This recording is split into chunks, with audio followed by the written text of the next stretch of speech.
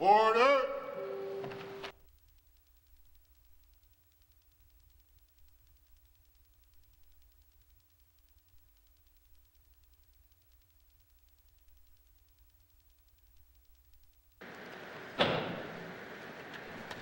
O God, may your spirit and guidance be in us as we work for the benefit of all our people, for peace and justice in our land, and for the constant recognition of the dignity and aspirations of those whom we serve. Amen.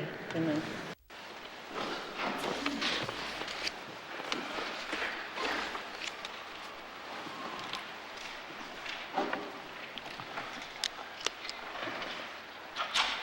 Minister statements. Minister statements. Minister responsible for education, culture, and employment. Mr. Speaker, as we prepare to wrap up another school year, I want to highlight a number of exciting initiatives that reflect our government's commitment to improve student outcomes in the Northwest Territories.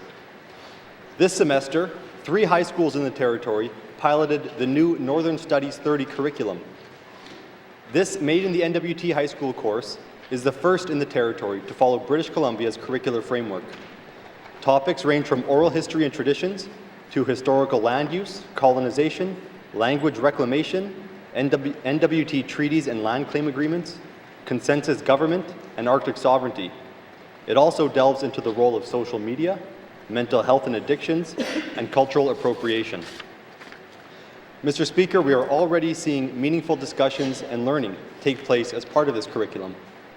At YELLOWKNIFE School, elders advised and guided students to build an igloo village.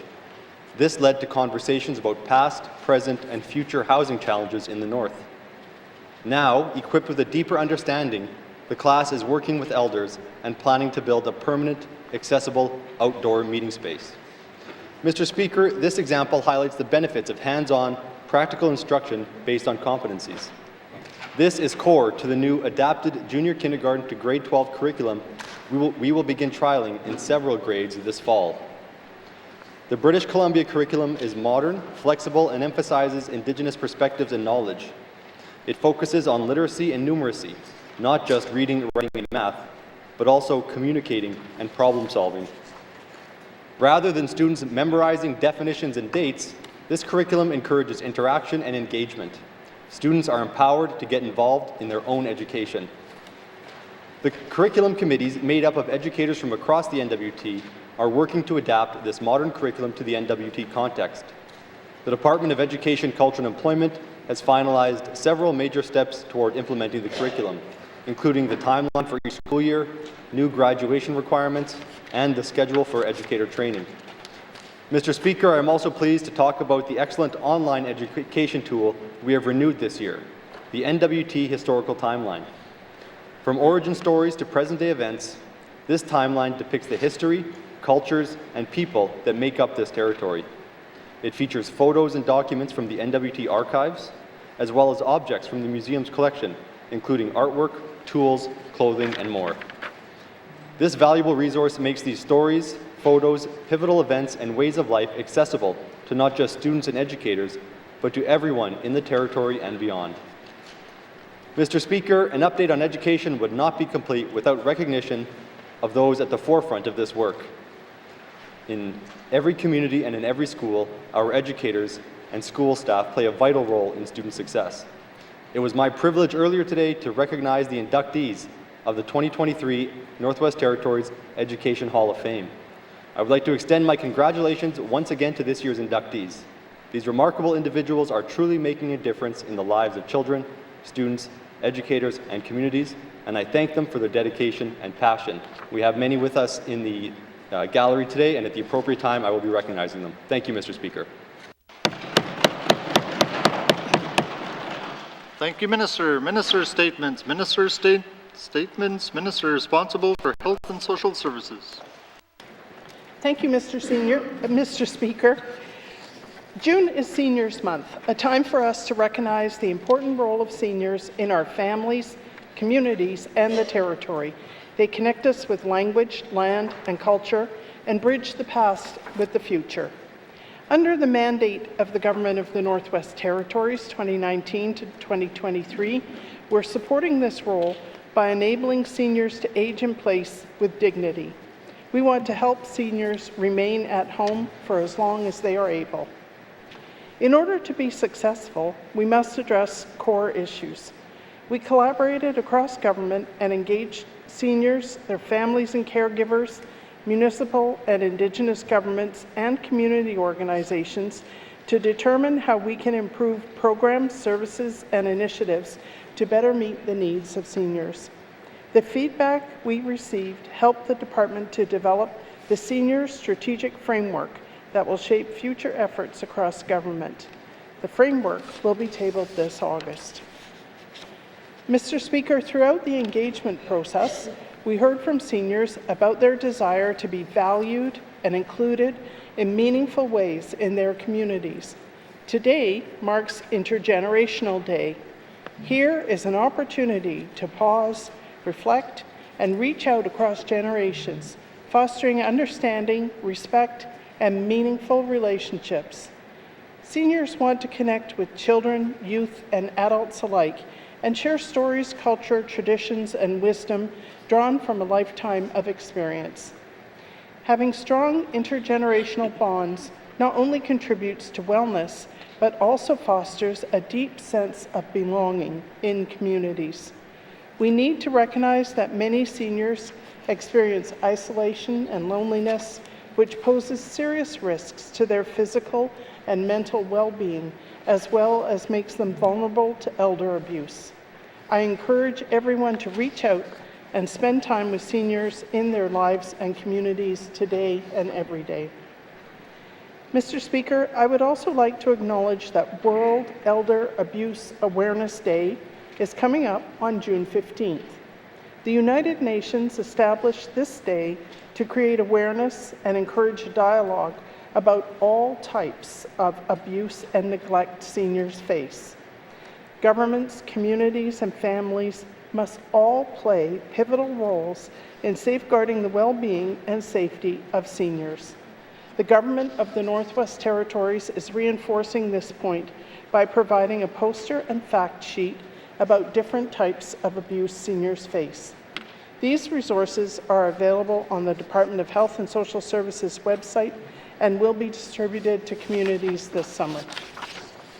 In closing, Mr. Speaker, I urge all residents to join me in celebrating the role that seniors play in our lives and to recognize their important contributions to create healthy and vibrant families and communities across the N.W.T. They have laid the groundwork for everything we plan to further improve and accomplish, a foundation that is critical to the future of the Territory. Thank you, Mr. Speaker. Minister statements. Minister responsible for Workers' Safety Compensation Commission. Mr. Speaker, the Workers' Safety and Compensation Commission is always looking for new ways to support employers and create a safer workplace in the Northwest Territories.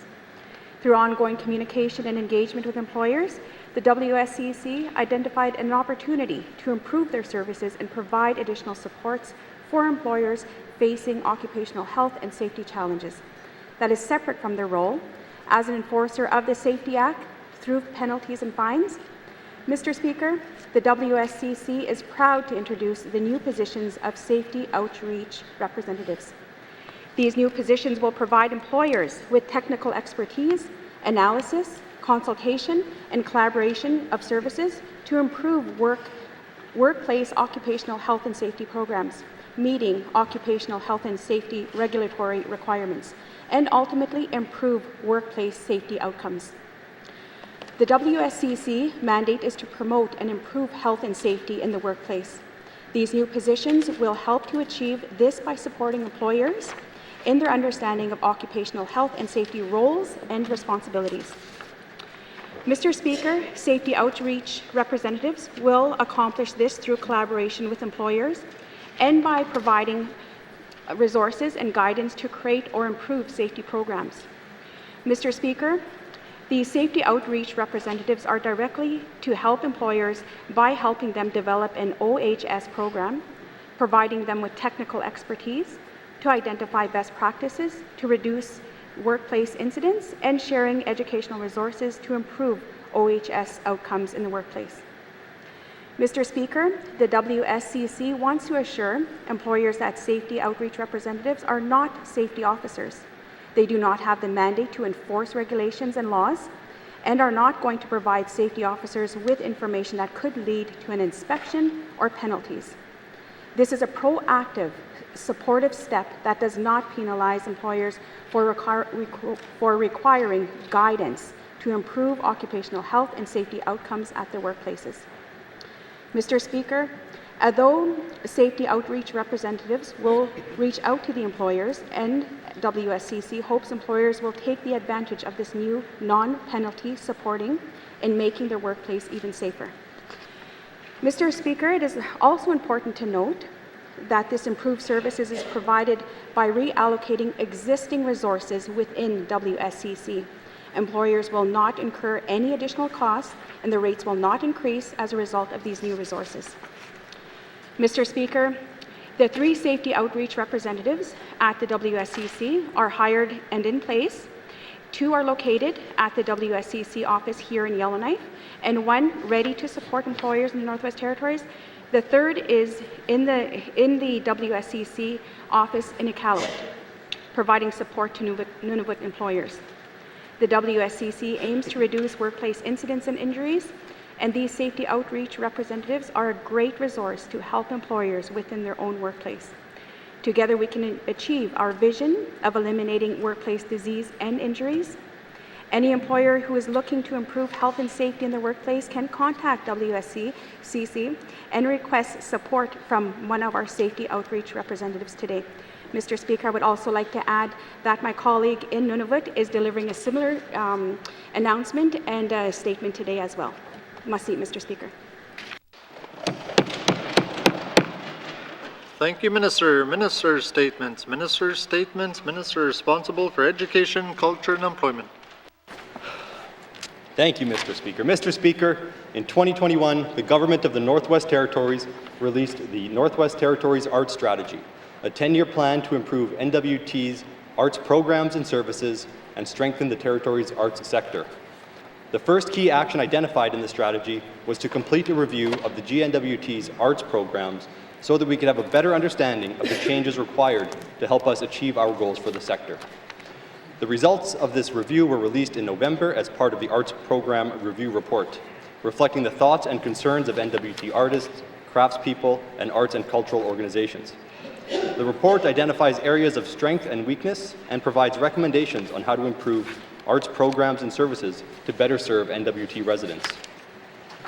The GNWT will soon release its official response to these recommendations, providing a list of planned actions, their expected outcomes, and anticipated completion dates. Mr. Speaker, a great deal of work has been taking place behind the scenes to advance the arts strategy. We are updating departmental arts mandates, implementing a way to continuously monitor and assess the effectiveness of our programs and funding, improving how artists can find and access funding, and making improvements to arts funding programs, eligibility requirements, and distribution. This government invests approximately $2.9 million in arts funding each year, but we know that changes can still be made to funding structures to better support N.W.T artists.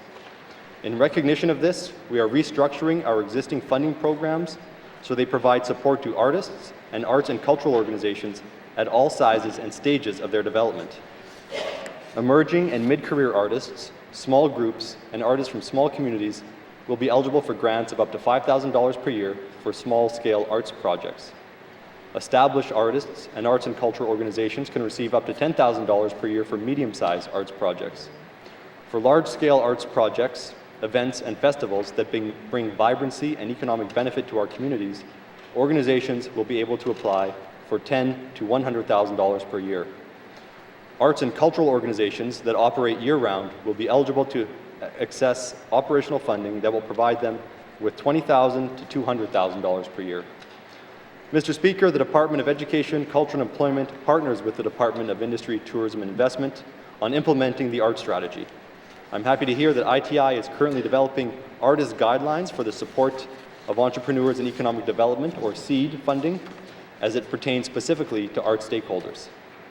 To bring it all together, Mr. Speaker, ECE and ITI will develop and release a GNWT arts funding roadmap that explains which departments provide funding for different types of activities, making supports more accessible to artists, groups, and organizations. The announcement of this roadmap is expected in the coming months. Mr. Speaker, the arts contribute to a strong economy and enhance shared community identity and belonging. The N.W.T is committed to making meaningful changes to government arts programs and funding to help establish a strong and valued arts sector that benefits everyone living in the Northwest Territories. Thank you, Mr. Speaker. Thank you, Minister. Minister's statements. Minister's statements. Member statements. Member statements. Member for Thabacha. Thank you, Mr. Speaker. Mr. Speaker, I stated numerous times throughout this Assembly that Fort Smith is home to some of the oldest school infrastructure in the Territory. It is also home to some of the last remaining former residential school and Indian Day School buildings that are still in active use in the country. The buildings I'm referring to are PWK High School and JBT Elementary School. Mr. Speaker, JBT School is 65 years old and was originally a federal Indian Day School until the building was purchased by the Government of the Northwest Territories and was converted into an elementary school, which is still being used for that purpose today. In addition, the former Grandin College used to be run by the Catholic Church as a residential school until the Government of the Northwest Territories brought it and converted to PWK High School. Since then, it has continued to be used as the former residential school buildings as PWK High School in Fort Smith. Mr. Speaker, Fort Smith is the center for education in the N.W.T. It always has been and always will be.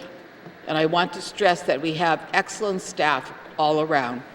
Fort Smith has some extremely caring and devoted educators.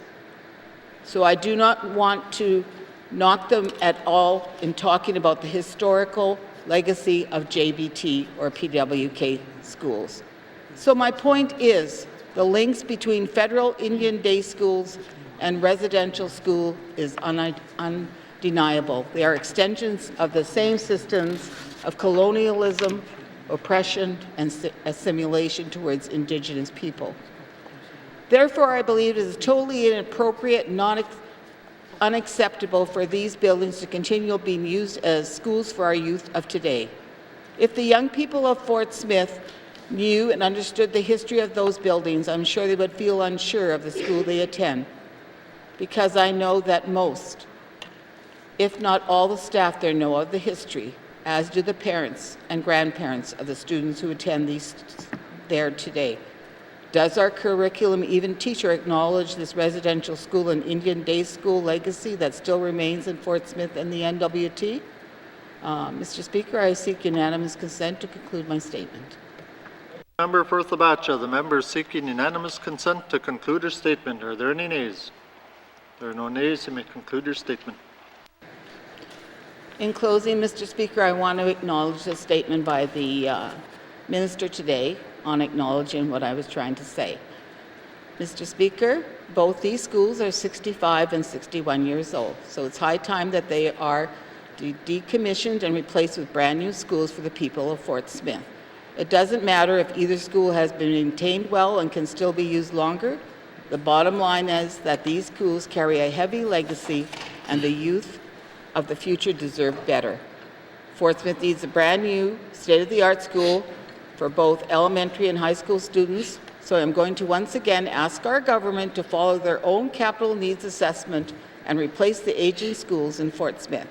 I will have questions for the Minister of EC&E at the appropriate time. Thank you, Mr. Speaker. Thank you, member for Thabacha. Member statements. Member statements. Member for Haver South. Thank you, Mr. Speaker. Mr. Speaker, yesterday I went home to attend a meeting to discuss the operation and opening of the new fish plant in Hay River. Discussion on the subject lasted for 4 hours and was very informative and positive.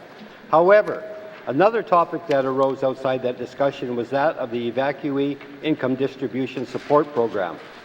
Mr. Speaker, fishers and other self-employed business owners have been affected by the evacuation order imposed by the town of Hay River and N.W.T. They have not only lost wages, but lost business income as well and are unsure whether this program applies to them. I assured them it did and recommended they fill out an application if they wish to be considered for the $750 payment. Mr. Speaker, the meeting about the fish plant ended around 2 in the afternoon, at which time I went back to my office and found the lineup of evacuees, some with their children. They included both KFN and Hay River residents, some who were employed, some self-employed, some unemployed, some on income assistance, and some were pensioners. All were there to fill out the application for the $750 support promised by this government. Mr. Speaker, each shared with me their stories and reasons of why they needed that $750 and why it was important they receive it as quickly as possible. Most of the people I met with were very stressed and traumatized by this event. Some I met with were crying as there was no other financial support options available to them except for what this government is providing. The reasons for needing immediate support included limited savings and income, the need to pay rent or a mortgage payment, the need to put food on the table, the need for basic necessities, and the need for temporary shelter. Mr. Speaker, it is times such as this that we as government must show our compassion and go the extra mile to make sure people are listened to and supported in a fair and timely manner. And Mr. Speaker, that is exactly what each of the evacuees are looking for when it comes to the Evacuee Income Distribution Support Program. Thank you. Thank you, member for Haver South. Member statements. Member for Great Slave. Thank you, Mr. Speaker. Mr. Speaker, in 2020, the Inuvialuit Regional Corporation passed its first law, and I apologize, Inuvialuit Kitunurit Inuni Arnikun Malagaksat, meaning the Inuvialuit Family Way of Life Law. Malagaksat draws down jurisdiction for child welfare for Inuvialuit children and youth under Federal Bill C-92, an act respecting First Nations, Inuit and Métis children, youth, and families. Malagaksat establishes IRC's inherent right over child and family services to ensure cultural continuity of Inuvialuit children and youth, to enhance supports available to Inuvialuit families to thrive, to improve information sharing with the N.W.T, and to exercise Inuvialuit jurisdiction in an Inuvialuit way. At first, the N.W.T publicly supported IRC's Malagaksat. In November 2021, the Premier's public news release congratulated IRC on a, quote, big step forward. But in 2022, to everyone's surprise, the N.W.T reversed its support for Malagaksat. The N.W.T intervened in a federal court case to challenge the very law that enabled Indigenous law to prevail over those of the provinces and territories when it came to the care of Indigenous children. The N.W.T argues that the federal law that enables Malagaksat, quote, compromises the jurisdictional balance between Indigenous governments and the government of the Northwest Territories. Federal Minister Mark Miller called the N.W.T's position, quote, wildly disappointing, and affirmed that, quote, a basic trapping of nationhood and identity is the ability to have control and custody over your own children. The N.W.T is putting its own interests to retain power and control above the interests of Inuvialuit children and youth. The N.W.T's intervention is dangerous and it harms Inuvialuit children and youth. In 2018, the Auditor General released a damning report condemning the N.W.T's child and family services.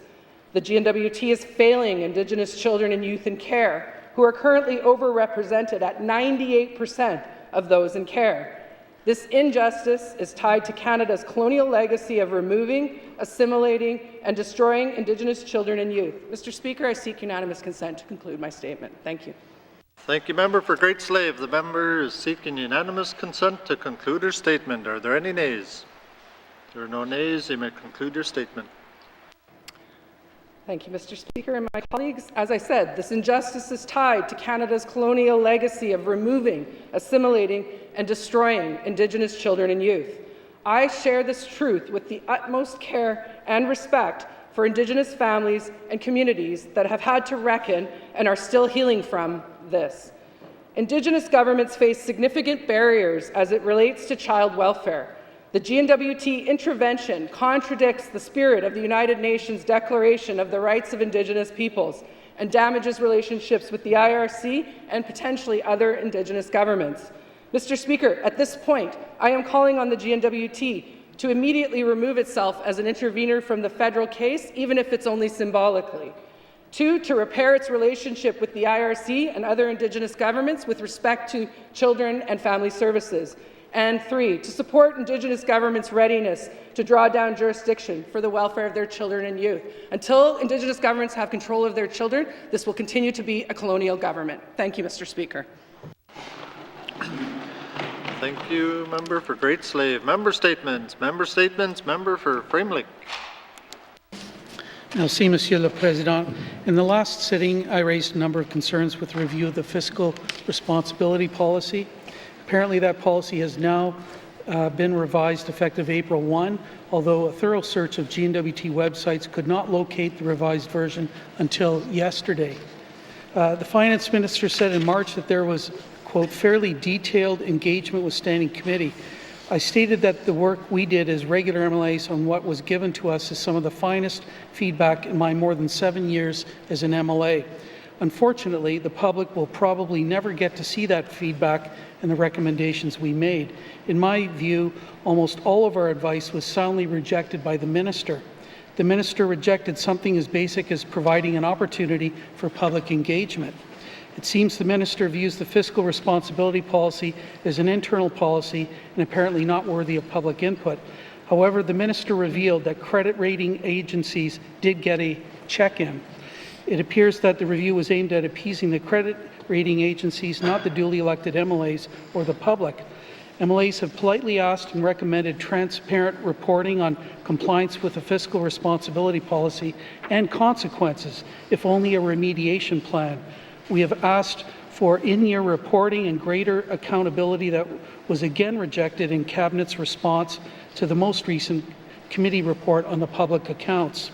I've expressed concerns about the growing use of P3 financing for large and often questionable capital projects and the need for greater disclosure of the impacts on our operating budgets to no avail.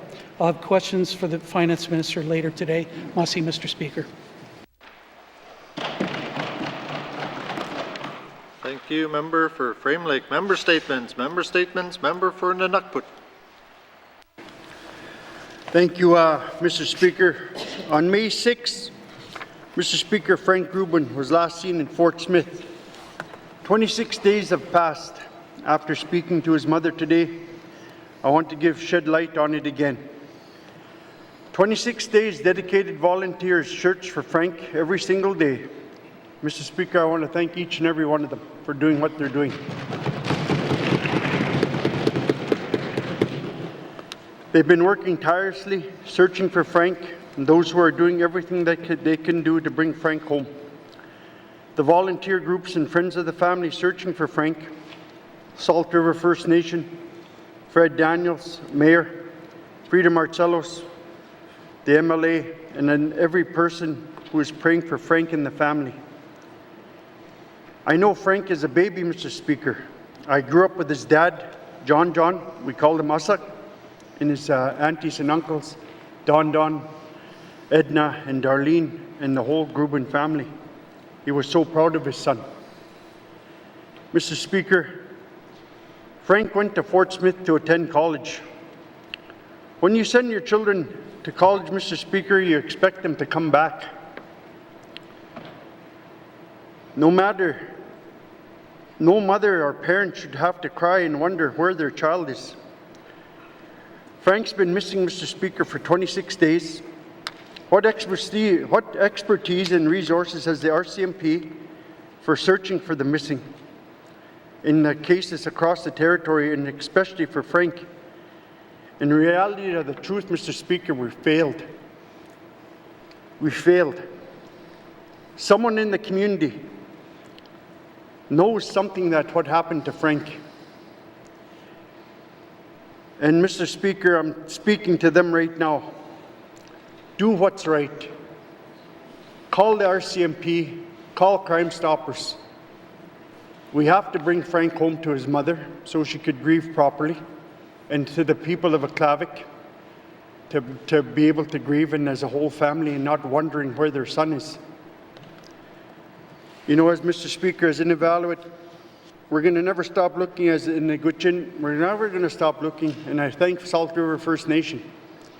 Mr. Speaker, I'm going to call out on the Minister today at the appropriate time on what the RCMP is doing and to work with them, to work together to get this, to bring Frank home.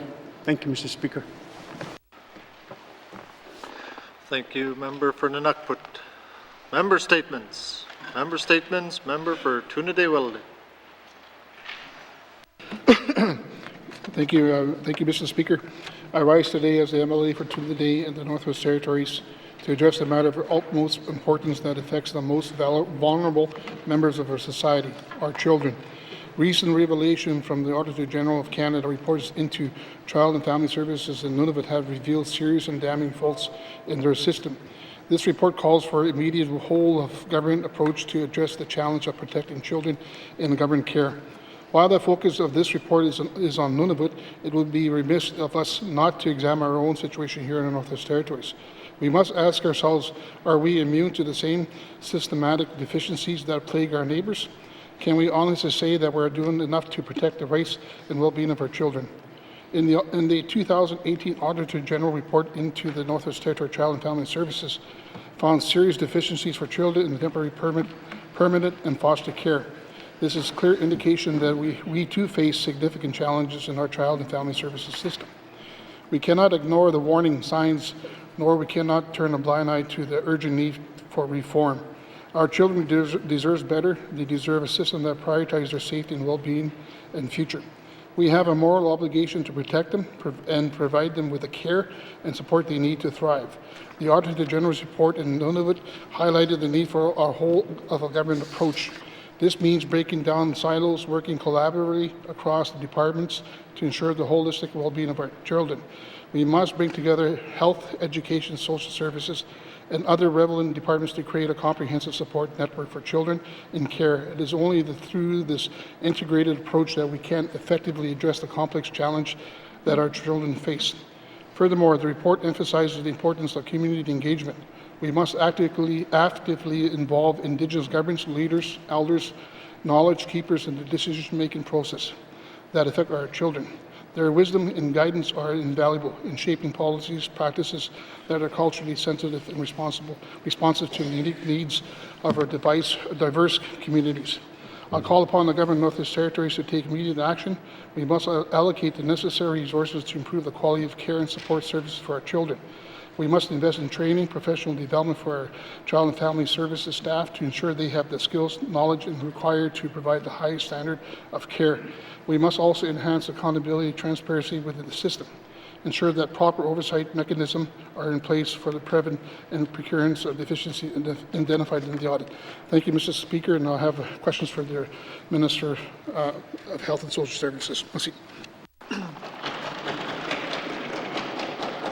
Thank you, Member for Tunadewelde. Member statements. Member statements. Member for Yellowknife North. Thank you, Mr. Speaker. I'd like to share the story of one resident's path to getting healing. It begins with a violent and sudden death of a family member. And that resident, starts to struggle to sleep, develops severe anxiety, has nightmares, and it starts to affect their ability at their job, Mr. Speaker. Some weeks go by and things don't get better in processing that trauma, so they decide to seek help. They do what many of us do. They go to the N.W.T website and they find we have a community counseling program. It takes a few calls, but eventually they get into a same-day program. But it becomes abundantly clear in speaking with that counselor that this is not a matter just for regular community counseling. They have to get in to see a psychiatrist. I'm sure that counselor tries their best, but a psychiatrist is the place they are recommended to start. It takes a few more weeks, a number of phone calls to finally get in a slot with a psychiatrist. The initial assessment is quite obviously PTSD, and more time to get medication. The medication starts to help, but it is a psychiatrist's recommendation that a regular program of therapy with a psychologist occur. That resident asks, can I get a referral to a psychologist? And unfortunately, that is not something we do. We have a few psychologists on staff, but they are not able to be referred for general members of the public. They said they have to go and phone psychologists, which are found on a website, who are privately funded. They make a few phone calls, Mr. Speaker, and it quickly finds out that some of their wait lists are years. Many of them do not specialize in PTSD, and many of them just rightfully can't add them to their wait list, knowing they can't take on new patients. This resident struggles to find a psychologist willing to treat their PTSD. Things are not getting better. They're struggling at work. Eventually, this patient decides to go out of territory and find an in-line psychologist. This was not their first preference. They wanted to meet in person. It was not something they were necessarily comfortable with doing it virtually, but they begin to get help. It costs over $200 an hour to have those appointments. They are paid out of their pocket, and as they are struggling to work, this becomes a significant financial burden where they are then faced with continuing to treat their PTSD or to put food on their table for their family. Now, Mr. Speaker, this resident eventually goes through the help of medication and their own will, starts to process their trauma and starts to heal. Yet, Mr. Speaker, it was not an easy path. And we know many people go through this and fall through the cracks. I'll have questions for the Minister of Health about what we can do to make sure people have access to a psychologist when they need one. Thank you, Mr. Speaker. Thank you, Member for Yellowknife North. Member statements. Member for N.W.T. Lakes. Thank you, Mr. Speaker. Mr. Speaker, on March 28 of this year, I made a motion on territorial land lease only policy in relation to Indigenous people having cabins for the rights-based purposes and how they should be exempt from lease payments for those rights-based cabins and camps, especially when the ones that have land claims. Mr. Speaker, I know the N.W.T has 120 days to respond to this motion, and I may not get a response this week, but Mr. Speaker, we still have Indigenous people who have leases and I would like to remind again the government that they raised these leases over 600% in the last government and is still charging those who would consider themselves as rights-based cabins. But Mr. Speaker, time and time again, the minister has said that they are working with Indigenous governments.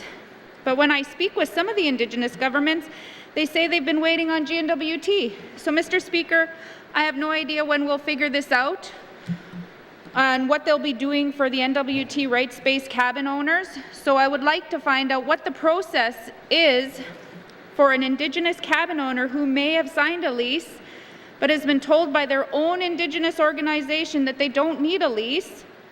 You know, Mr. Speaker, I'm frustrated. My constituents are frustrated, and they really need to know what's going on, and I feel for them, especially the ones that have been sent to collections because of our financial process and the way things work within our financial, land leases go into a system, and if they're not paid, then they go to collections, and so, Mr. Speaker, I will be directing my questions to the Minister of Finance to see what processes can be done for the Indigenous cabin owners in the Northwest Territories. Thank you. Thank you, Member for N.W.T. Lakes. Member statements. Member for Kamloops. Thank you, Mr. Speaker. Mr. Speaker, I rise today to speak about environmental health concerns and rental housing and the role of government in holding landlords accountable. Mr. Speaker, this House has heard numerous times about how too many of our constituents are facing appalling living conditions. In October, my colleague from Tunadé-Welladay brought up cockroach infestations in his communities. He talked about a family brought to tears when they couldn't cook Thanksgiving dinner because of cockroaches. In November, my colleague from Great Slave brought up issues at Lanky Court, including horrific cockroach infestations and tenants forced to pay thousands of dollars out of pocket to deal with mold issues. And in February, my colleague from Frame Lake brought up Lanky Court again, with young children being plagued by bed bugs, mold so bad it caused breathing problems, and more cockroach infestations. Some tenants were forced to move, again with huge out-of-pocket costs. Mr. Speaker, it's shameful we allow people to be treated this way. In all these instances, there's a common thread. Tenants experience unacceptable conditions, but are left with no way of holding landlords accountable. Tenants are left to live in an unhealthy environment or fix the problem at their own expense or move. But with zero vacancy, most people need to accept the unacceptable. Mr. Speaker, the current approach to landlord accountability is broken. According to the Rental Officer's annual report, last year only 3 tenants were successful in getting an order against a landlord to fix their unit. Meanwhile, at least 700 units have mold or pest problems at last count. While the rental officer gets many inquiries about rental premises that are not fit for habitation, she says very few tenants follow through with the complaints process, likely due to the amount of work. Tenants need accessible tools to ensure landlords comply with the law and provide healthy, safe housing. Other Canadian jurisdictions are making accountability accessible. Saskatchewan offers tenants an online complaint form to get an environmental health officer to investigate, and BC fines landlords that refuse to complete health and safety repairs. I'm not looking to drive away development, Mr. Speaker. I'm calling on the government to adopt best practices and fill the accountability gap. Residents have a right to clean, healthy, safe housing, and when that right is denied, to have meaningful, accessible mechanisms to fix that problem. Thank you, Mr. Speaker. Thank you, Member for Kamlik. Member statements. Member for Nahende. Thank you, Mr. Speaker. Mr. Speaker, today I raise in the House to talk about something is very special in students' life. It is graduation. I realize that I'm a bit early, however, in the Nahende riding, we see a number of graduations from various schools this month. Starting with kindergarten, this is an important milestone for parents and students. We get to see the first stage of what we hope are many, many more celebrations. I can tell you my own grandson is one of those graduates this year. Depending on the school and the riding, we will see grade 6, grade 9, and grade 12 graduations as well. I can tell you each celebration is unique and special. Today I'd like to recognize 9 students who have completed their elementary, junior, and senior high journey. To the 3 students from Acknowledgements School and the 6 students from Littleco Regional High School, congratulations on completing this journey, a part of your life's journey. I know there are been so many fun and challenging times, but I can tell you it has prepared you for the next journey, whether it is going on to a future schooling, trades, travel, or work. Acknowledgements School grade 12 graduation is scheduled for June 13th, and Littleco Regional High School is June 17th. I wish you all the best during your celebration. Mr. Speaker, I'd like to tell the grads as they turn the caps and gowns they will be wearing during their special day and take the tassels home. Remember this diploma you receive today is your insurance policy paid in full by your hard work over the past 13 years. The value of this policy depends on how much effort you put into your education, what you do with it as you go out in the world. All the best to them on this special day. Mr. Speaker, I do have some words of encouragement, and I would like to have them deemed as read. To the parents and families, thank you for all the support to those graduates. You should be very happy and proud of your child today. In closing, Mr. Speaker, I'd like to wish all the 2023 graduate classes across the N.W.T. all the best and congratulations on a job well done. Thank you, Mr. Speaker.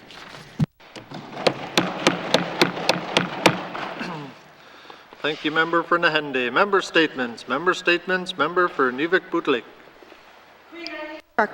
Rosa Kassoon Nee Cockney was born on March 5, 1956 to Walter and Winnie Cockney at Herschel Island, Yukon Territory. She grew up among several Douline sites as well as in Tuktoyaktuk and Inuvik, Northwest Territories. She attended Samuel Hearn Secondary School, Sir Alexander Mackenzie School in Inuvik, and graduated in 1974. She met the love of her life, Jerry Kassoon, in early 1972-73, and Rosa and Jerry were married on November 28, 1975, at the Igloo Church. And this was one of the first ecumenical weddings to happen in Inuvik.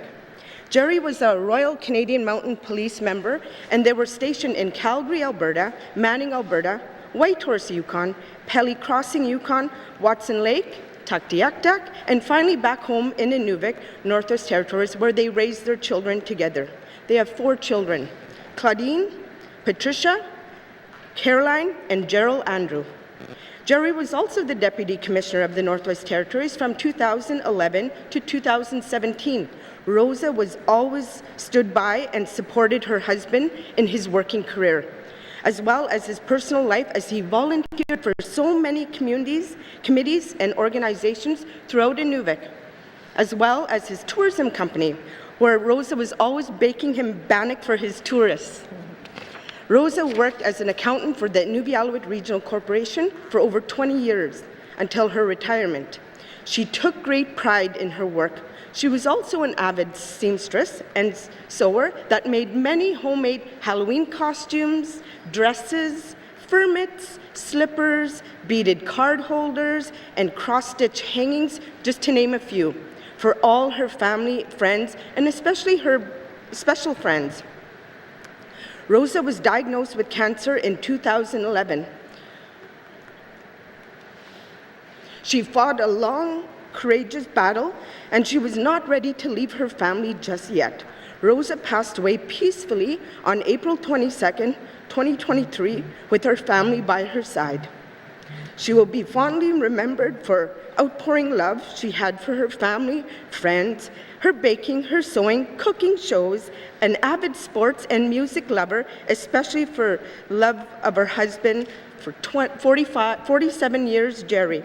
Their children, Claudine, Dennis, Noah, Haley, Carmela, and Winnie Blake, Tricia and KK Kassoon, Carrie and Audie Kassoon, and her only son, Drew Kassoon, as well as her great-granddaughters, Alea and Makaya Vitriqua. Queen Aini, Mr. Speaker. Thank you, Member for Inuvik-Boot Lake. Our thoughts and prayers are with the family and community. Member statements. Member statements. Returns to oral questions. Returns to oral questions. Recognition of visitors in the gallery. The Government House Leader. Yes. Thank you, Mr. Speaker. As the Minister of Education, Culture and Employment, I had the honor today of inducting a number of people and an organization into the Education Hall of Fame, and we have a number of individuals today who were part of that ceremony. So I'd like to begin by recognizing Kelsey Wrightson, who is with the Deshinta Center for Research and Learning.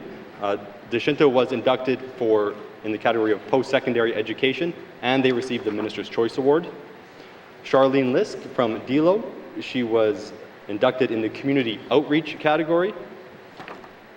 Lima Barori, she was inducted in the Early Childhood category, and with us today are her daughters, Remy and Lydia Costa. Al Karashak from Fort Smith, and he was inducted in the Junior Kindergarten to Grade 12 category. And Colleen Eckert from Yellowknife, and from all over the North actually, was inducted in the Leadership in Education category. Mr. Speaker, it's an honor when I get to participate in these events and honor such great individuals who've contributed so much. So I just wanted to recognize them here in the House today. Thank you, Mr. Speaker.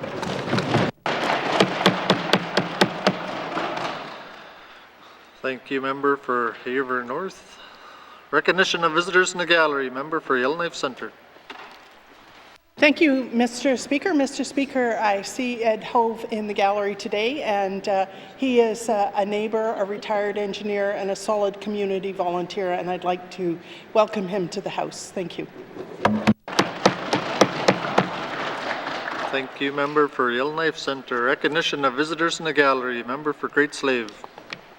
Thank you, Mr. Speaker. I also rise to recognize Ed Hove in the gallery. I have known Ed since I was here 15 years ago. He has been a great mentor and friend, and I'm not sure that he actually has retired because I don't think engineers really retire. We just consult till the end. And I just want to say, if anybody wants to know anything about Yellowknife's permafrost, Ed could give you a great walking tour of that. So welcome, Ed, to the gallery. Thank you. Thank you, Member for Great Slave. Recognition of visitors in the gallery. Member for Inuvik-Twin Lakes. Thank you, Mr. Speaker. Mr. Speaker, I'd like to recognize Ruth Wright here in the House today. She's a constituent of mine, and she used to be my old dog's my dog sitter. He actually used to run away when I was home to her house. Thank you, Member for Inuvik-Twin Lakes. Recognition of visitors in the gallery. Member for Inuvik-Boot Lake. Thank you, Mr. Speaker. Mr. Speaker, I'd like to recognize Angie and Clay Balsey, who are here to support me today as I do the eulogy for Rosa Kassoon. They're very good friends of hers, and thank you for being here with me. Mr. Speaker, I'd also like to recognize my brother Desmond. He's sitting up in the gallery. He's here today. He wasn't the other day. Thank you, Mr. Speaker.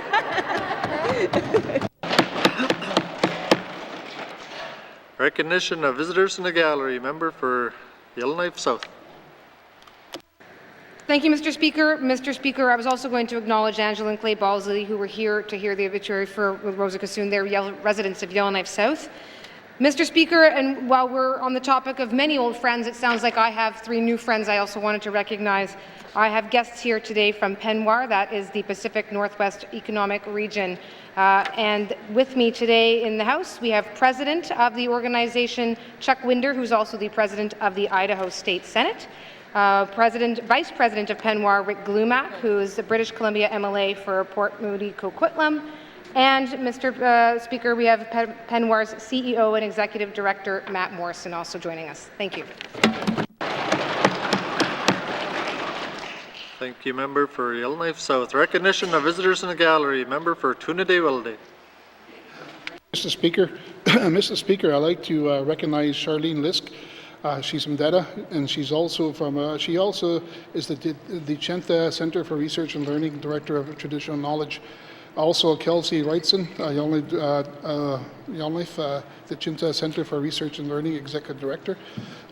Also, I just want to acknowledge that Charlene also received the award this morning for Education Hall of Fame Community Outreach, and I just want to say welcome and must-see and congratulations.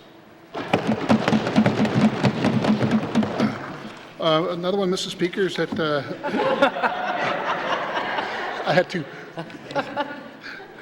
Oh, sorry. Thank you, Mr. Mr. Speaker. I just want to also recognize Clay and Angie Balsley. They're a longtime family friend, and also I just want to say that I played hockey with Clay when we were a lot younger and good looking. Now we're just good looking, but at the same time.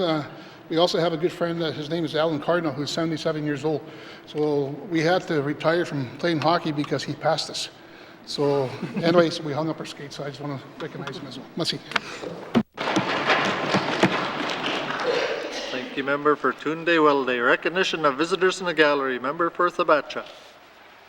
Mr. Speaker. Mr. Speaker, I'd like to recognize Al Kirchuk, the PWK High School principal for many years in Fort Smith, and who's a resident of Fort Smith and plans on staying in Fort Smith, and is also a great friend of mine and has done many great things for the community, all across the community.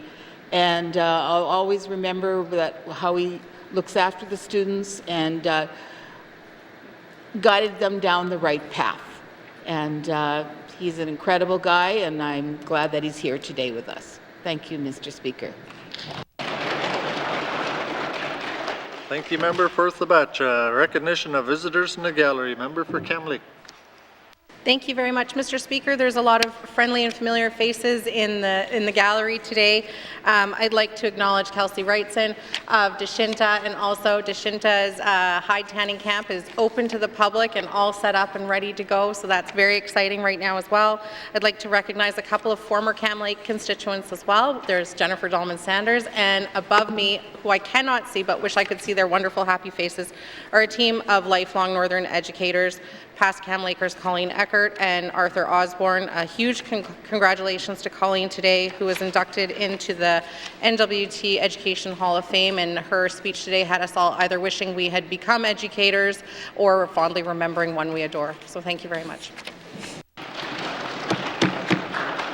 Thank you, Member for Cam Lake. Recognition of visitors in the gallery. Member for Sawtoo.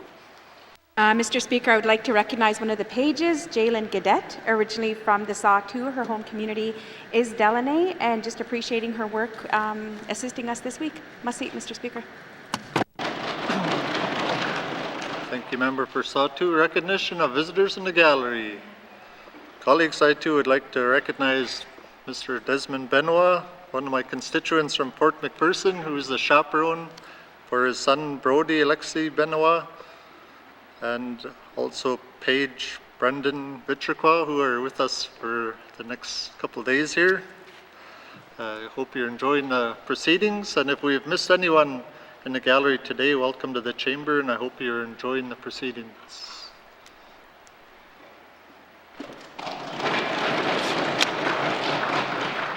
Recognition of visitors in the gallery. Recognition of visitors in the gallery. Acknowledgements. Acknowledgements. Oral questions. Oral questions. Member for N.W.T. Thank you, Mr. Speaker. It's a heavy heart today. I have to ask these questions. Mr. Speaker, Frank Rubin's been missing for 26 days, last seen in Fort Smith. Mr. Speaker, I'm going to ask my minister, what is the detachment responsible for in the search and rescue of missing Aboriginal and peoples? Thank you, Mr. Speaker. Thank you, member for N.W.T. Minister responsible for justice. Thank you, Mr. Speaker. And this has come up a few times in the House, and last time it came up, it was a heavy subject, and I expressed my concern and my thoughts with the family, and I'll do the same today. Clearly, this is an issue that has touched people across the territory. So when there is a missing person, the RCMP do look into it. If there is evidence of a crime, then there's a criminal investigation that occurs. If someone is missing and there is no evidence of a crime, it's still an open case. So I have been in contact with the commanding officer about this. The department is in contact with the RCMP about this because I'm hearing from a number of different MLAs on this topic, so we are doing our best to convey the concerns to the RCMP. Thank you. Thank you, Minister. Oral questions. Member for N.W.T. Thank you, Mr. Speaker. Mr. Speaker, the investigator at the detachment is responsible for searching for Frank, and is there any expertise that was given and provided to the Fort Smith detachment from Yellowknife? Thank you, Mr. Speaker. Thank you, member for N.W.T. Minister responsible for justice.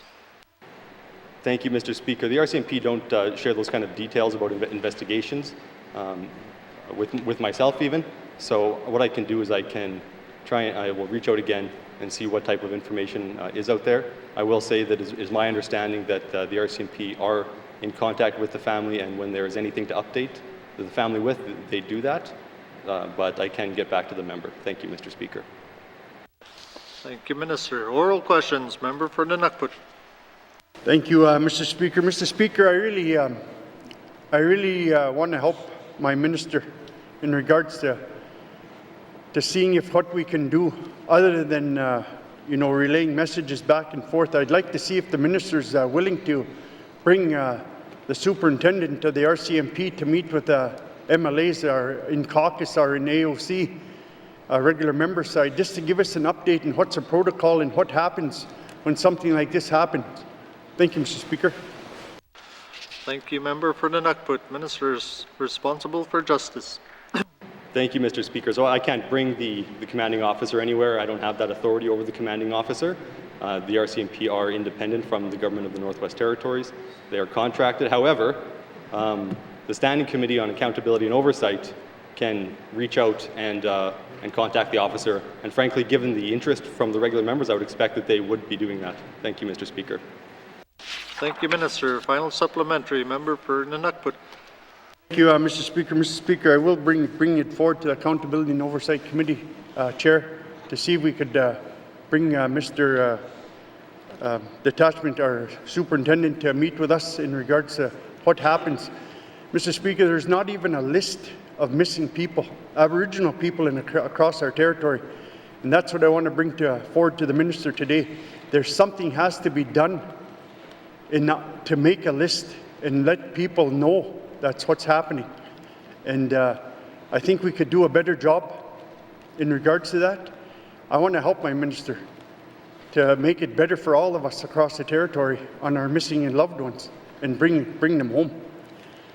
So, Mr. Speaker, again, I'm asking, would the minister invite the superintendent to meet with us, other than getting me to go to another committee chair to ask, can the minister do that for us? Thank you, Mr. Speaker. Thank you, member for N.W.T. Minister responsible for justice. Thank you, Mr. Speaker. I'm not the chair of AOC. I can't invite someone to attend a meeting that is not my meeting.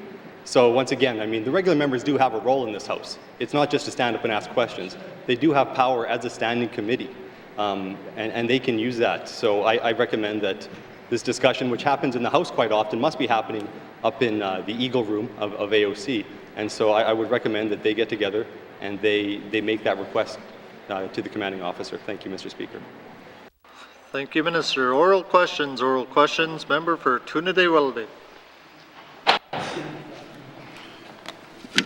Thank you, Mr. Speaker.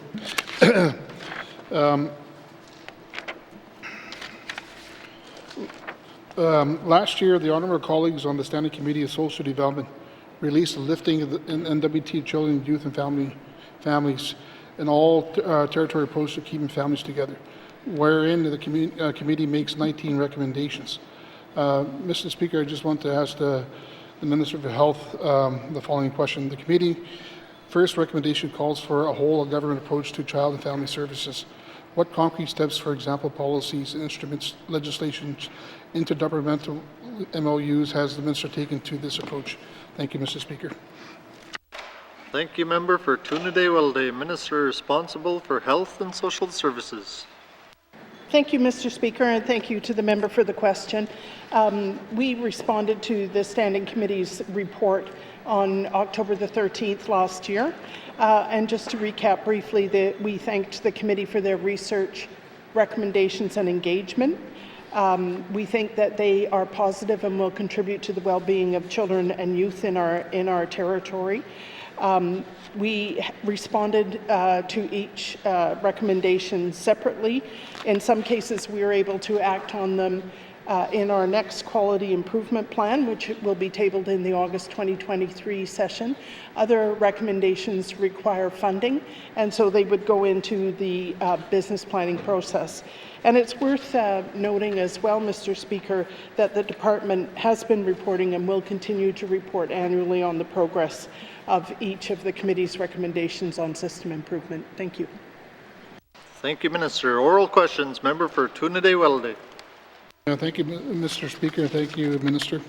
Mr. Speaker, can the Minister provide this House today with an accurate update on number of children in the temporary, permanent, and foster care system in the N.W.T? Let's see.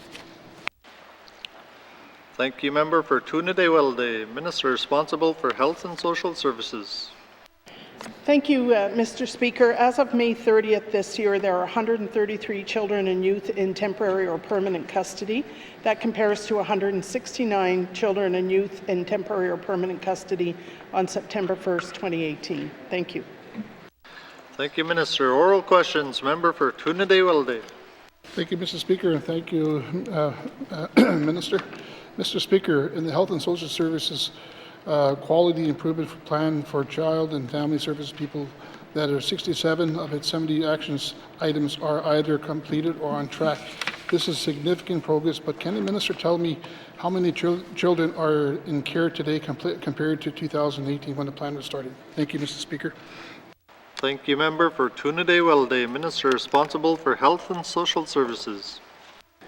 Yeah, thank you, Mr. Speaker. Mr. Speaker, on May the 30th this year, there were 133 children in temporary or permanent care and custody of the Director of Child and Family Services, compared to 169 youth in the temporary or permanent care of custody of the Director of Child and Family Services on September 1st, 2018.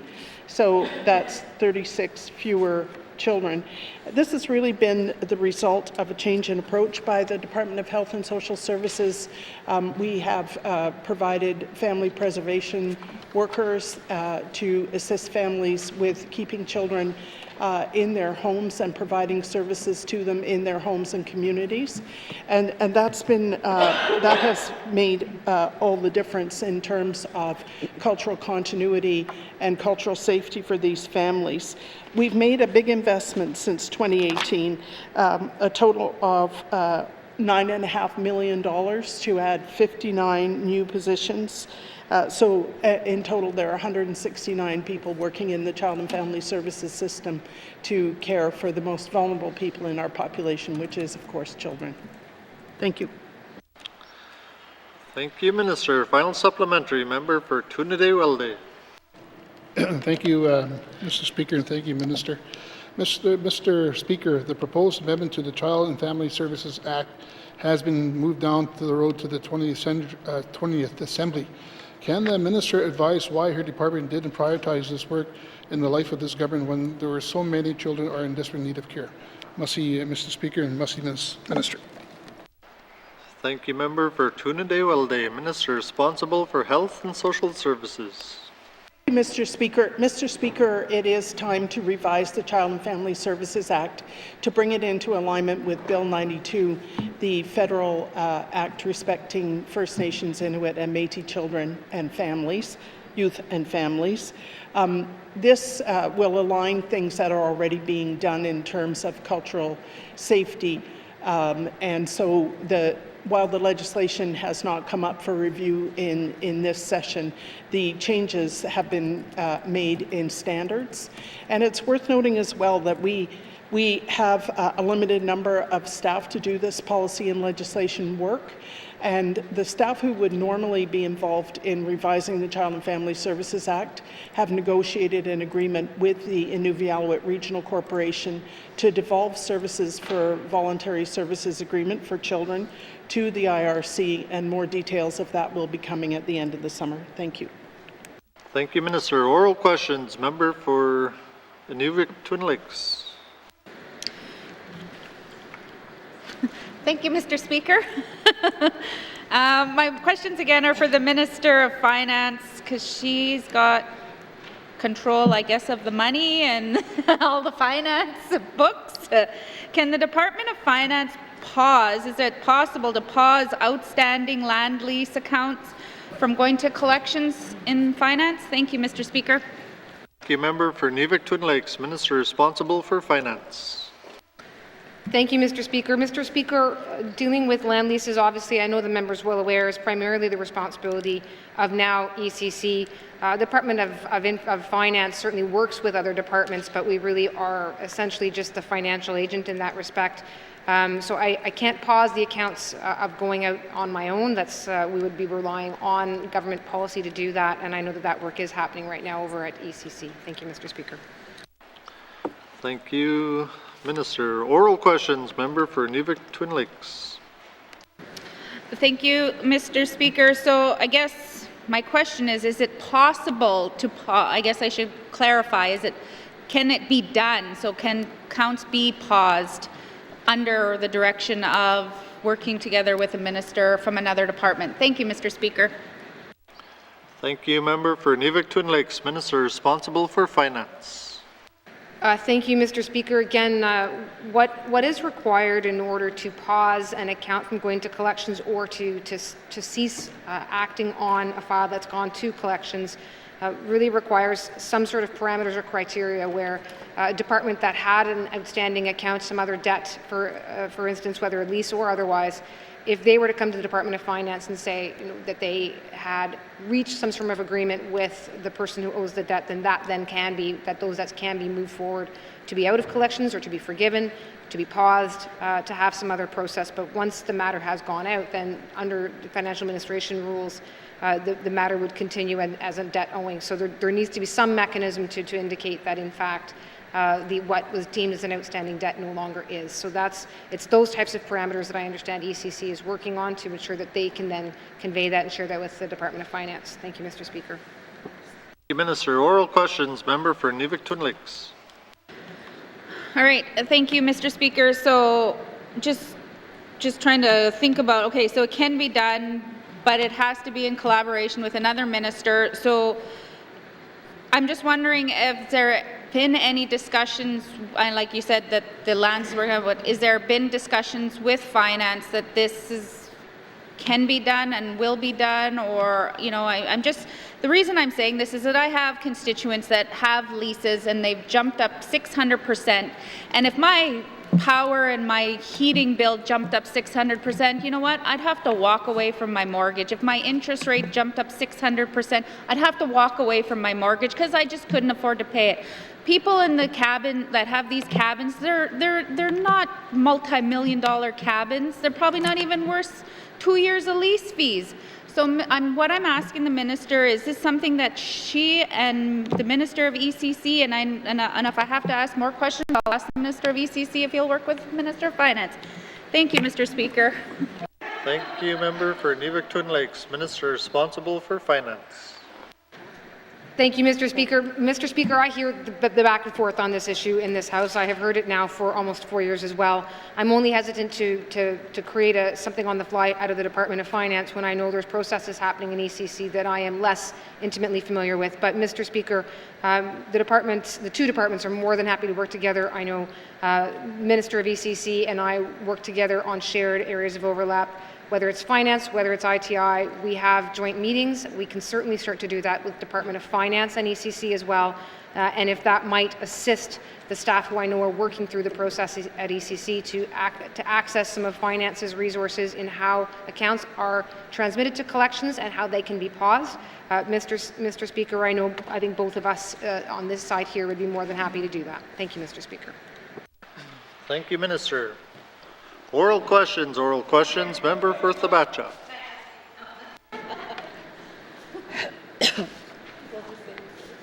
Thank you, Mr. Speaker.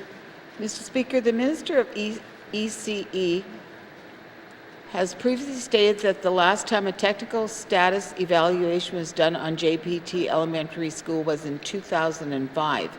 Can the Minister tell us when the next technical status evaluation is expected to be done for the JBT school in Fort Smith? Thank you, Mr. Speaker. Thank you, member for Thabacha, Minister responsible for Education, Culture and Employment. Thank you, Mr. Speaker. According to the information I've received from the Department of Infrastructure, technical status evaluations are conducted when there is some certainty that major work is expected in the next 3 to 5 years. So if it looks like there's going to be some serious work that's required in 3 to 5 years, that is the point at which a technical status evaluation would be conducted. Thank you. Thank you, Minister. Oral questions, member for Thabacha. Mr. Speaker, during the last session, the Minister stated that based on current capital needs assessments, JBT school is expected to be replaced in 2035, which would make the school 77 years old until it is finally replaced. But the Minister also said it could potentially take a lot longer. At this rate, the school will only be replaced once it becomes 100 years old. Can the Minister tell us if there's anything that can be done to speed up the timeline for the JBT school to be replaced? Thank you, Mr. Speaker. Thank you, member for Thabacha, Minister responsible for EC&E. Thank you, Mr. Speaker. And like I've stated before, it depends on the technical condition of the school. So there are many buildings in the territory that need replacing. There's many capital needs, and structures and deficiencies are addressed when they can be addressed, when they get to them. Thank you. Thank you, Minister. Oral questions, member for Thabacha. Mr. Speaker, the community of Fort Smith petitioned and fiercely lobbied our government to replace JBT School. Would that speed up the timeline for our government to consider replacing this school? Thank you, Mr. Speaker. Member for Thabacha, Minister responsible for EC&E. Thank you, Mr. Speaker. That wouldn't change the technical status or the report, the technical status evaluation report of the school. But I mean, it's a political question, and so the member is also a politician. She probably can answer that as well as I can. Thank you, Mr. Speaker. Thank you, Minister. Final supplementary, member for Thabacha.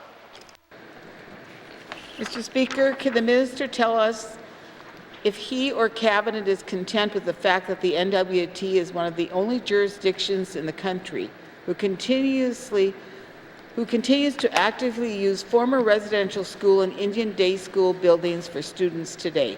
Thank you, Mr. Speaker. Member for Thabacha, Minister responsible for EC&E.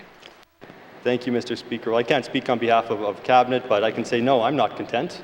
And if I could, will a new building into existence, I would do that. But unfortunately, I don't have that ability. I do understand where the member is coming from. I would like to see the same changes that she would like to see, but unfortunately, we're up against the constraints of, the reality that we are in. So, thank you, Mr. Speaker. Thank you, Minister. Oral questions, member for Hay River South. Thank you, Mr. Speaker. Mr. Speaker, can the Minister of Finance confirm if all evacuees, whether unemployed or not receiving income from employers, be eligible for the income distribution program? As some of these people, rely on temporary work, which is now not available to them, or they may be self-employed as well. Thank you. Thank you, Member for Haver South, Minister responsible for Finance. Thank you, Mr. Speaker. Mr. Speaker, every individual who's had any sort of income disruption should be applying. So that applies to anyone who's self-employed, who may be in what is known as the gig economy or temporary employment, or again, any sort of disruption. So an artisan, for instance, who may be typically selling art or crafts, anyone who may fall into those categories, I would encourage them to apply. It's difficult. This was a program developed in less than 2 weeks. It's difficult to anticipate exactly every category of person to whom it would apply and exactly how to word the eligibility. We've done our best to be fairly flexible. So again, Mr. Speaker, if they've had an income disruption, I'd encourage them to apply. There may be some classes of persons who we work it through and find that it doesn't apply to them, but I'd rather have those applications in and look at those opportunities and see that we can make this available to those for whom it was meant to apply. Thank you, Mr. Speaker. Thank you, Minister. Oral questions, Member for Haver South. Thank you, Mr. Speaker, and I appreciate that reply because in talking to some KFN members, they were under the impression they could not apply, so that's good to know. Mr. Speaker, will the Minister commit her department to quickly reviewing the applications as they are received? They are one page, so I don't think there will be too much difficulty in doing that. Thank you. Thank you, Member for Haver South, Minister responsible for Finance. Mr. Speaker, yes, absolutely. Certainly wanted to vocalize that commitment here. Mr. Speaker, 2 weeks ago we didn't have any staff assigned to this role. This wasn't something that we were contemplating. So while I'm certainly cognizant that the people who were evacuated, who are now having to go back after an extended period of time, they are the ones who are experiencing the greatest hardship. Again, we know that, but 2 weeks ago we didn't have anyone who was in the position of having to take these applications in. That said, Mr. Speaker, I can't say enough. I extend my gratitude to the MLAs from these ridings who were affected. They are bringing suggestions already about how to improve the process, how to improve the forms, and that will only assist in the time it takes to process the applications. Thank you, Mr. Speaker. Thank you, Minister. Oral questions, Member for Haver South. Thank you, Mr. Speaker. And Mr. Speaker, now the question is, where is the money? Or show me the money. Will the Minister commit her staff to getting the evacuee income disruption support payments out as quickly as possible to applicants? And one thing that they've been asking for is to provide a telephone number on the application so applicants can actually call and talk to a real live person about the status of their application and payment. I constantly get emails and calls about that, and I haven't been able to answer them. So please give me a phone number so that I can give them, and one where somebody actually answers. Thank you. Thank you, Member for Haver South, Minister responsible for Finance. Thank you, Mr. Speaker. Mr. Speaker, just days ago, the member from the affected region came and said, why don't we ask for banking information right up front on the page? It'll save an extra step when someone is deemed eligible. We've already made that change, Mr. Speaker. The new forms are now already on the website, so things can change quickly. This issue, the need of having a contact point, was raised today, and I can already assure the member, if he hasn't directly received a response from me, it's probably only because I've been in the House. So he will have that information before he goes back to Hay River to be able to share with residents. I don't have a number here in front of me that I can read in the House, Mr. Speaker, but that information will be available. And if we need to change those forms again, we can change the forms again. Thank you, Mr. Speaker. Thank you, Minister. Final supplementary, Member for Haver South. Thank you, Mr. Speaker, and hopefully maybe I can get that number by break time. Will the Minister confirm what programs are available to self-employed persons or companies to help offset loss of revenue while the evacuation order was in place? Because there was a number of companies and businesses in Hay River that haven't been operating for a couple of weeks, and then to get started up again takes you another few days as they get employees back. And the owners, more than likely, whether they're paying themselves or not, I don't know, but I know that they've lost revenue. Thank you. Thank you, Member for Haver South, Minister responsible for Finance. Thank you, Mr. Speaker. Mr. Speaker, when it comes to, well, again, if there's a loss of revenue that's impacting an owner's personal income, again, I'd suggest they consider applying and will consider whether or not they can be eligible at least under the income disruption stream. More generally, I realize that doesn't necessarily help the viability and strength of a business. So, ITI does have they have their own programs under SEED, entrepreneur support programs, operational support programs. Those were used for businesses that were affected by the floods last year. It's application-based. Again, please, I would suggest people to please earlier than not reach out to ITI. Our South Slave Regional Office is available to support businesses that may have been impacted. And Mr. Speaker, one last plug here is the United Way also is playing a role here, and we're looking at ways to help support them as they play that role.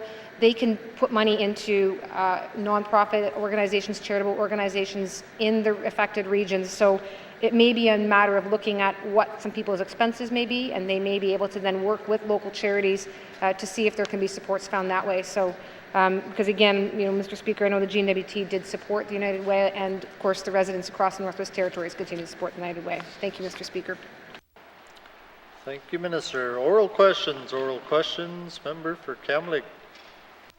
Thank you, Mr. Speaker. Mr. Speaker, my questions today are for the Minister of Justice.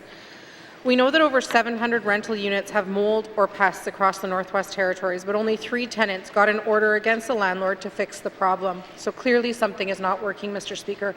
I want to know whether the Minister acknowledges that the current mechanisms to ensure healthy rental housing are not working. Thank you. Thank you, Member for Kamloops. Minister responsible for Justice. Thank you, Mr. Speaker. If there were 700 applications made to the rental officer and only 3 resulted in orders, then yes, there would be a problem. However, I'm not sure all 700 of those individuals submitted applications to the rental office, so it's hard for me to say if there were 3 applications submitted and they all received orders, well then it seems to be working well. So with just that information, I can't really answer the member's questions. However, if there are these issues in your rental unit, please contact the rental officer. This is what they do. If you have mold, if you have pests and your landlord's not dealing with them, contact the rental officer. No one's going to contact them for you. They're not going to come to your house and do an inspection out of the blue. So people need to step up and take that first step. Thank you, Mr. Speaker. Thank you, Minister. Oral questions. Member for Kamloops. Thank you very much, Mr. Speaker. Mr. Speaker, sometimes accessibility can be the issue. Saskatchewan provides tenants with an online fillable complaints form to launch an environmental health investigation into unhealthy housing. I'm not aware of a similar ease of use form that's available here that initiates an instant investigation. So I'm wondering if the government will consider a more accessible, efficient mechanism to trigger investigation by the environmental health officer through the rental office. Thank you. Thank you, Member for Kamloops. Minister responsible for Justice. Thank you, Mr. Speaker. The rental office doesn't, I guess it's not a conduit for environmental health, so this is something that I can confer with the Minister of Health on and get her take on it, but right now that is not something that happens. There are 2 different entities in 2 different departments. Thank you. Thank you, Minister. Oral questions. Member for Kamloops. Yeah, thank you very much, Mr. Speaker. Mr. Speaker, I think the problem right now is that multiple departments aren't able to work together in order to get this done. I mean, right now, the Department of Health and Social Services says on its website that environmental health officers can investigate issues where a landlord has failed to take corrective action. So I'm wondering if the minister can tell me whether his department or the Department of Health tracks the number of landlord investigations by environmental health officers and the results of these investigations. Thank you, Mr. Speaker. Thank you, Member for Kamloops. Minister responsible for Justice. Thank you, Mr. Speaker. I have been informed by the Department of Health that environmental health officers do follow up on landlord-tenant complaints, and they do track these requests. Thank you. Thank you, Minister. Final supplementary. Member for Kamloops. Thank you very much, Mr. Speaker. Mr. Speaker, I think the piece that's important in that is that information making it from the environmental health office to the rental office so that the rental officer has the ability to then hold those landlords accountable. The environmental health officer doesn't have a mechanism to hold those people accountable by looping in the rental office, by seeing if there's other issues going on with those rental offices, it brings it to a one-stop shop and actually empowers the rental officer to have kind of that bird's eye view of what's going on. And so there are things that have happened before that have really gotten results from landlords in town. I look at what happened here in Yellowknife with an apartment building. Tenants kept asking for a security guard. They kept asking for a security guard. They didn't get a security guard. That landlord realized that they were paying hundreds of thousands of dollars from people pulling fire alarms. Next thing you know, they had a security guard because they were paying dollars. And so dollars speak. Money talks, Mr. Speaker. And so I'm wondering if the minister will consider empowering the rental officer to fine landlords that refuse to complete repairs that have serious health and safety impacts on their tenants. Thank you. Thank you. Member for Cam Lake, Minister responsible for Justice. Thank you, Mr. Speaker. The Residential Tenancies Act provides for any person who fails to comply with orders or directions of the rental officer to be charged with a summary offense under Section 91. That charge would be heard in territorial court, and if found guilty would result in a fine not exceeding $2,000 for individuals or $25,000 for corporations. Thank you, Mr. Speaker. Thank you, Minister. Oral questions. Member for Frame Lake. Merci, Monsieur le Président. My questions are for the Minister of Finance on the recent review of the fiscal responsibility policy. In my statement, I noted the substantive and detailed input from Standing Committee and that most of that was rejected. Can the Minister tell us whether she would have any objection to making the committee input public so there's greater transparency around that review of the fiscal responsibility policy? Merci, Mr. Speaker. Thank you, Member for Frame Lake. Minister responsible for Finance. Thank you, Mr. Speaker. Mr. Speaker, this was certainly an interesting opportunity between the committee and Department of Finance. We wouldn't necessarily, as a regular practice, certainly in the past, have sent out what is a financial management policy, an internal policy with internal application for comment and review, but we did do so in this case, and I don't know that I would say that everything was rejected. I've looked again back at some of the detailed responses provided, both from committee to department and from the department back. Just because the exact wording proposed isn't copied down doesn't mean that the considerations are not utilized in terms of crafting better procedures. So, Mr. Speaker, there's quite a number of things that I actually do think are being taken into account and applied, not the least of which is having our fiscal responsibility policy, knowing where and how we are at in terms of fiscal or in terms of infrastructure spend available at the time of the capital spend. That's going to be a huge change, Mr. Speaker, and I appreciate the committee's response. As far as seeing what the entirety of their suggestions were, Mr. Speaker, Standing Committee is certainly an independent body, and to the extent that there was any concern of confidentiality, I would be happy to waive any expectation I had of the confidentiality of their materials. Thank you, Mr. Speaker. Thank you, Minister. Oral questions. Member for Frame Lake. Merci, Monsieur le Président. I want to thank the Minister for that, and I think we have a difference of opinion on how much was accepted, but the real way to look at that would be to actually get it released. So it sounds like the Minister's game for that. So one of the provisions of the revised fiscal responsibility policy is on affordable debt and states, quote, to ensure that the extent of its debt and borrowing, including debt associated with P3 project, is within its means to repay, and that debt servicing payments do not adversely impact programs and services, end of quote. So can the Minister tell us what type of analysis and disclosure there will be now with regard to P3 debt and its impact on programs and services? Merci, Mr. Speaker. Thank you, Member for Frame Lake. Minister responsible for Finance. Thank you, Mr. Speaker. Mr. Speaker, there is sometimes I wouldn't want anyone to ever forget that debt ultimately is debt, and debt of the N.W.T is exactly that. All of it comes in under our federally imposed borrowing limit. P3 debt also comes in and has to be under the federally imposed borrowing limit. It shows up also as well in the budget materials that we have out. It is disclosed in the borrowing, P3 that is disclosed separately in the borrowing plan. It's analyzed and presented in the budget fiscal papers. And Finance certainly has to then evaluate where we're at in our borrowing and whether or not we can face any increased debt. That's exactly the kind of analysis that goes into those papers. It goes in, it's often discussed in budget dialogues.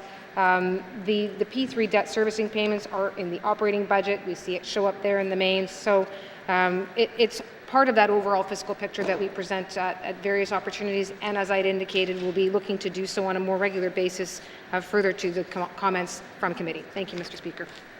Thank you, Minister. Oral questions. Member for Framley.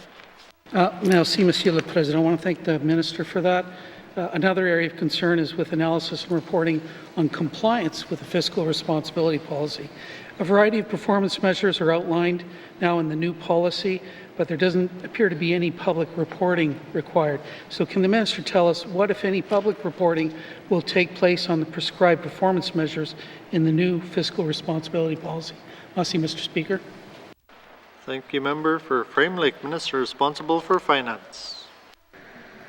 Thank you, Mr. Speaker. So, again, Mr. Speaker, in terms of the public reporting, performance measures really are a part of, well, there's a number of places where it would come in. They're a part of the work that Finance does in preparing the main estimates. That's in the budget papers that are presented as part of those main estimates.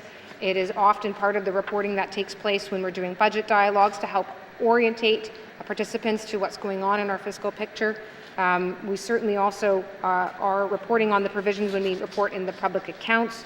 And really, Mr. Speaker, the idea of performance measures, even writ large, could simply be any discussion in the House around the state of the finances of the N.W.T. So, Mr. Speaker, again, there's the formal capacity, again, the budget papers, the main estimates, the public accounts, the fiscal responsibility policy, which will now also come in at capital planning, but also less formal opportunities like budget dialogues and discussions herein. Thank you, Mr. Speaker.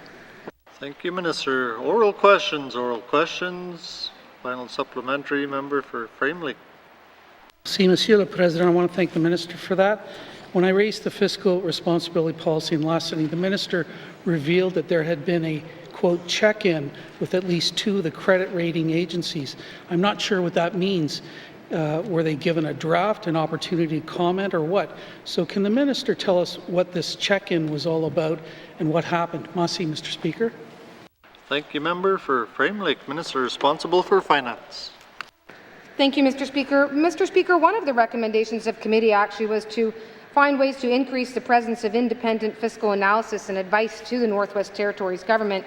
And Mr. Speaker, the very purpose of the relationship that we have with the credit rating agencies is indeed to evaluate their clients' financial health.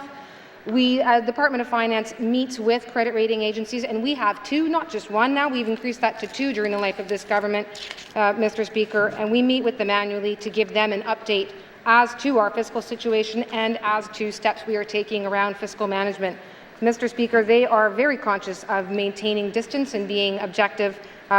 We're not even allowed to buy them lunch when they meet with us, Mr. Speaker.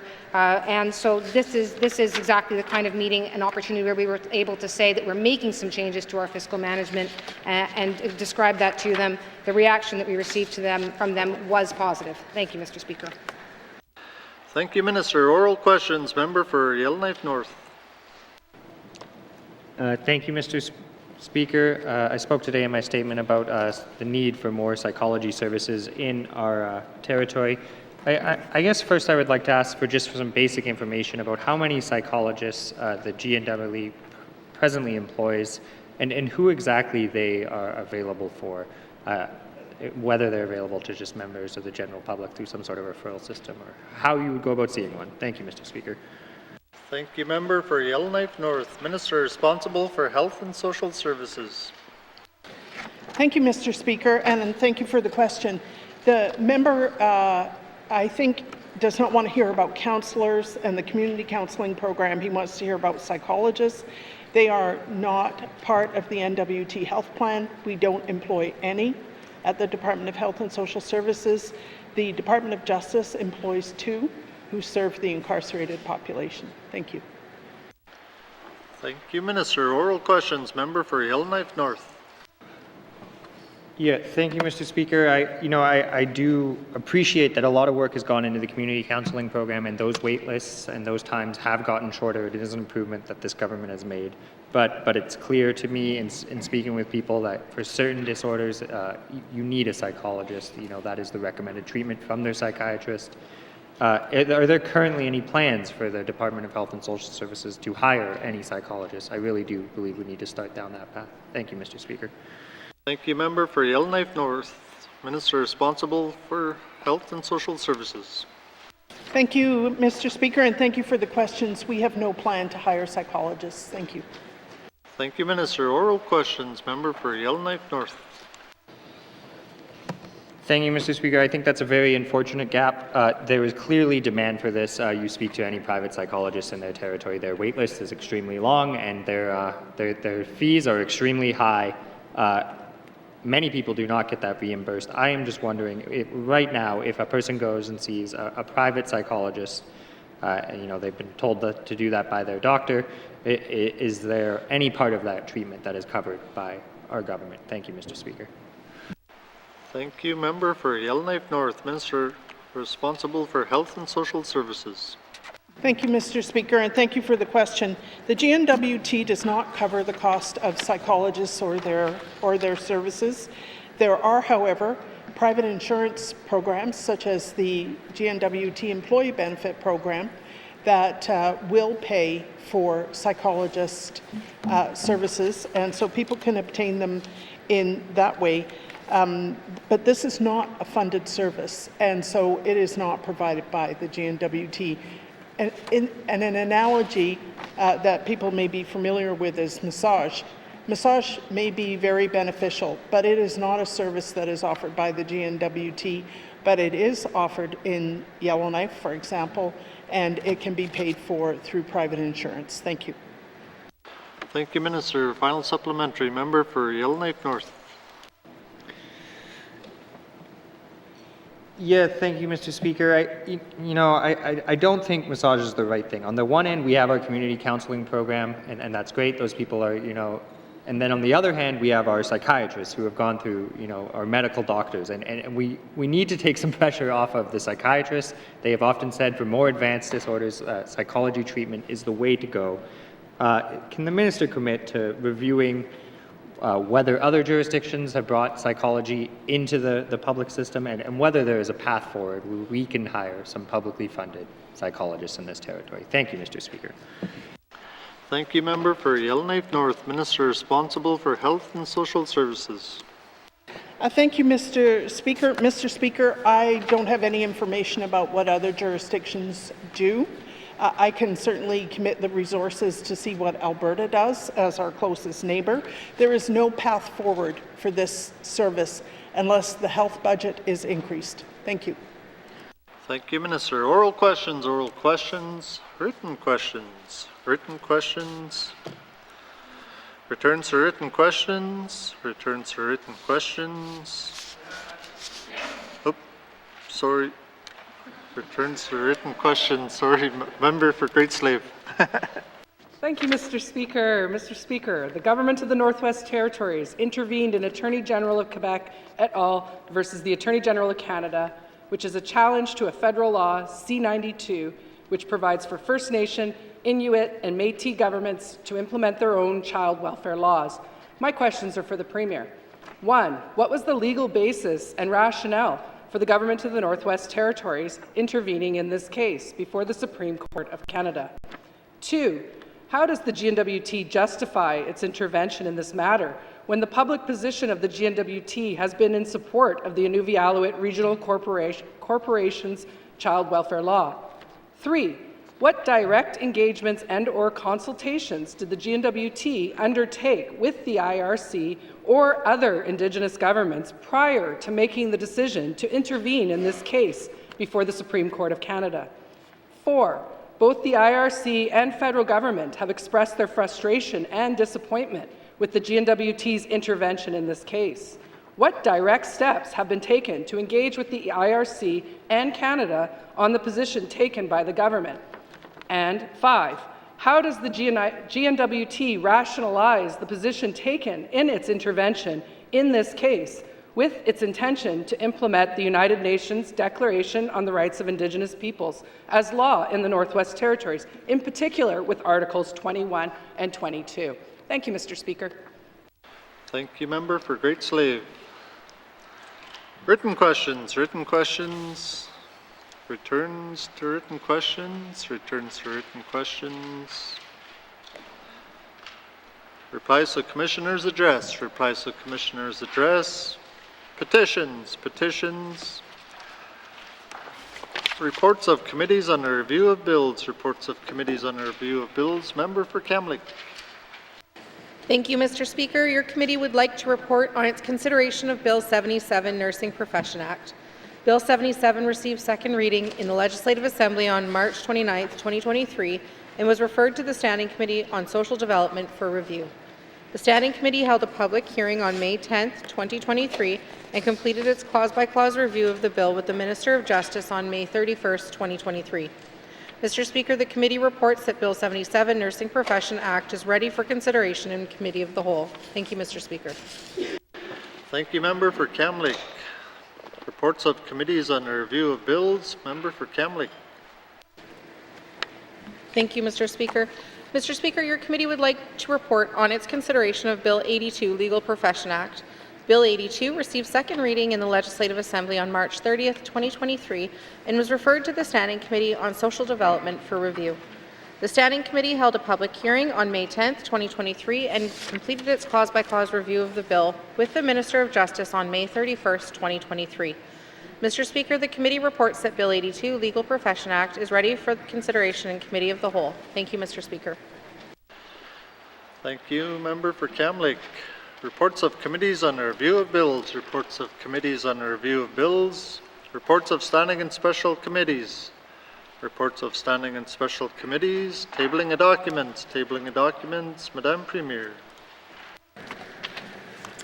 Mr. Speaker, I wish to table the following document, Government of the Northwest Territories, Response to Committee Report 47-19, brackets 2, Homelessness Prevention, Supporting Pathways to Housing N.W.T residents. Thank you, Mr. Speaker. Thank you, Madame Premier. Tabling of documents. Tabling of documents. Minister responsible for finance. Mr. Speaker, I wish to table the following three documents. Plain language summary for Bill 92, an act to amend the Petroleum Products and Carbon Tax Act No. 3. Interactivity transfers exceeding $250,000 from April 1st to December 31st, 2022.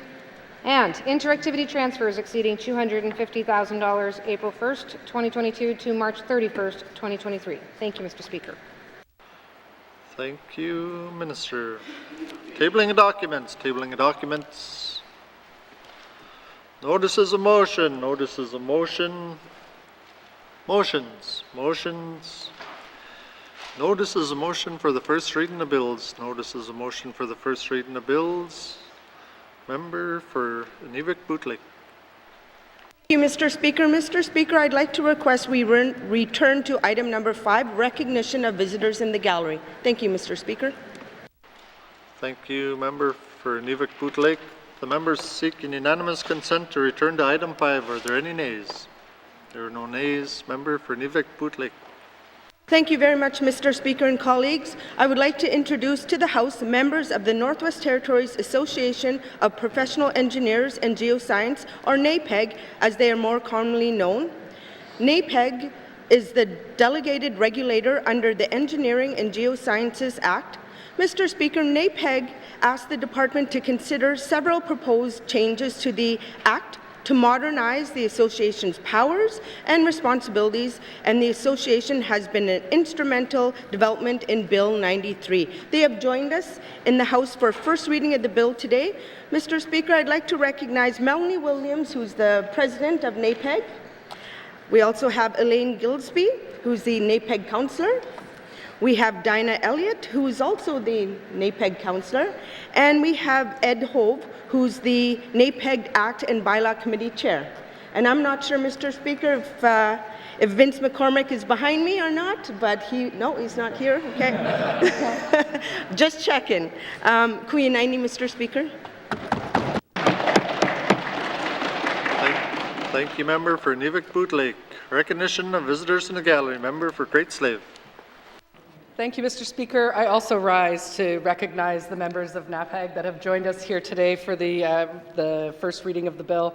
Yes, the first reading of the bill, make sure I have that right. One of the really interesting things about this group, I've already acknowledged Ed, so I'm not going to speak further about him, is that all three of the women sitting up there are my constituents.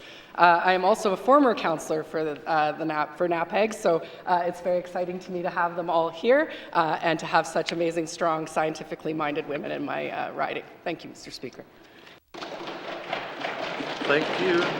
Thank you, Member for Great Slave. Recognition of visitors in the gallery. Member for Nahende. Thank you, Mr. Speaker. Mr. Speaker, yesterday I recognized the chaperone, and she just walked out, so I'd like to now recognize the chaperone, Tina Lafferty. Thank you very much for being here. And I saw your daughter here as well, so thank you very much for being in the gallery today. Thank you, Mr. Speaker. Thank you, Member for Nahende. Recognition of visitors in the gallery. Recognition of visitors in the gallery. First reading the bills. First reading the bills. Minister responsible for infrastructure. Thank you, Mr. Speaker. Mr. Speaker, I wish to present to the House Bill 93, Practice of Engineering, Geoscience and Applied Science Technology Act, to be read for the first time. Queen 90, Mr. Speaker. Thank you, Minister. Bill 93 has had first reading. First reading the bills. First reading the bills. Minister responsible for justice. Mr. Speaker, I wish to present to the House Bill 94, Miscellaneous Statute Law Amendment Act 2023, to be read for the first time. Thank you, Mr. Speaker. Thank you, Minister. Bill 94 has had first reading. First reading the bills. First reading the bills. Second reading the bills. Second reading the bills. Minister responsible for finance. Mr. Speaker, I move, seconded by the Honourable Member for Nahende, that Bill 92, an act to amend the Petroleum Products and Carbon Tax Act No. 3, be read for the second time. This bill amends the Petroleum Products and Carbon Tax Act to establish an unconditional carbon tax revenue sharing grant payable to community governments and to establish an annual report with respect to the collection and administration of carbon tax under the Act. Thank you, Mr. Speaker. Thank you, Minister. Motion is in order to the principle of the bill. Minister responsible for... Member for Cam Lake. Frame Lake, sorry. Frame Lake. Merci, Monsieur le Président. I rise to speak to the principal merit of this bill. I want to sincerely thank the Minister for bringing forward the bill that addresses some of the concerns raised during the review and debate on Bill 60. Specifically, Bill 92 requires unconditional carbon tax revenue sharing grants to communities with a formula to be determined by the Minister. This is a much better solution than dealing with community government payments through the main estimates. There are still some issues around when the payments will be made and what other deductions may be made to gross carbon tax revenues. I'm confident that these issues can be resolved when in review of the bill. The other issue covered in the bill, Mr. Speaker, is mandatory annual reporting, which is a good move, but there are no details on what is to be reported and when. Reports are to be on the collection and administration of the carbon tax, but there's no specific details required, such as financial information, money in or money out, or the costs of administration, predictions on greenhouse gas emissions, and whether the carbon tax is fulfilling its purpose of reducing greenhouse gas emissions, as confirmed in this House on March 23 by the Finance Minister. There's also no deadline for the annual report that's set out in the bill. Of note, the 3 carbon tax reports issued so far have taken 7, 9, and 7 months from fiscal year end to be made public. Bill 91, in contrast, does provide a list of financial items to be reported annually, greenhouse gas predictions, and a discussion on the effectiveness of the carbon tax in reducing greenhouse gas emissions. There's also a 6-month period for an annual report to be prepared and made public in Bill 91, providing some clarity over when it will be available. A draft of Bill 91, which only focuses on carbon tax reporting, was provided to Cabinet with a request for feedback, but no response was received. It'll now be up to the Standing Committee on Government Operations to sort it out, but I will come prepared with ideas. Lastly, I want to comment on the narrow scope of this bill without diving too deeply into the tragedy and trauma of Bill 60 and the debate we had in this House in March. Bill 92 does not resolve the need for separation and separate accounting as well of the carbon tax from the Consolidated Revenue Fund. There's also the outstanding issue of fair treatment for all businesses and NGOs, as only the large emitters, the diamond mines, will get an effective 72% rebate.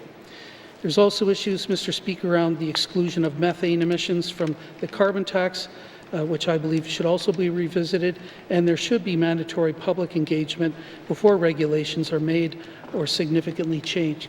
Mr. Speaker, those are my remarks on the Bill 92, and I look forward to working with people in this House to get this resolved. Merci, Mr. Speaker.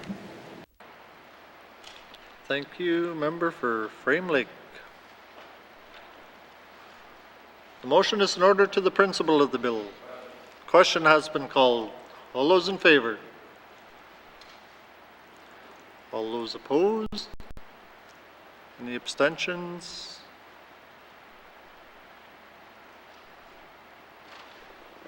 Bill 92 has had second reading and is referred to committee. Second reading of bills. Second reading of bills.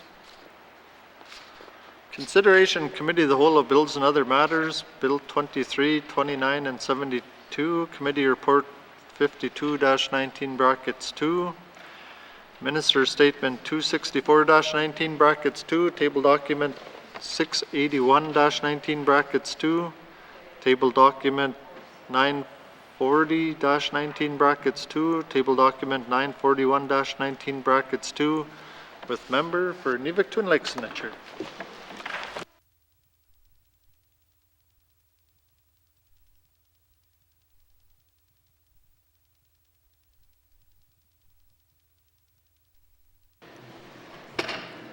I now call Committee of the Whole to order. What is the wish of committee? Member for Frame Lake.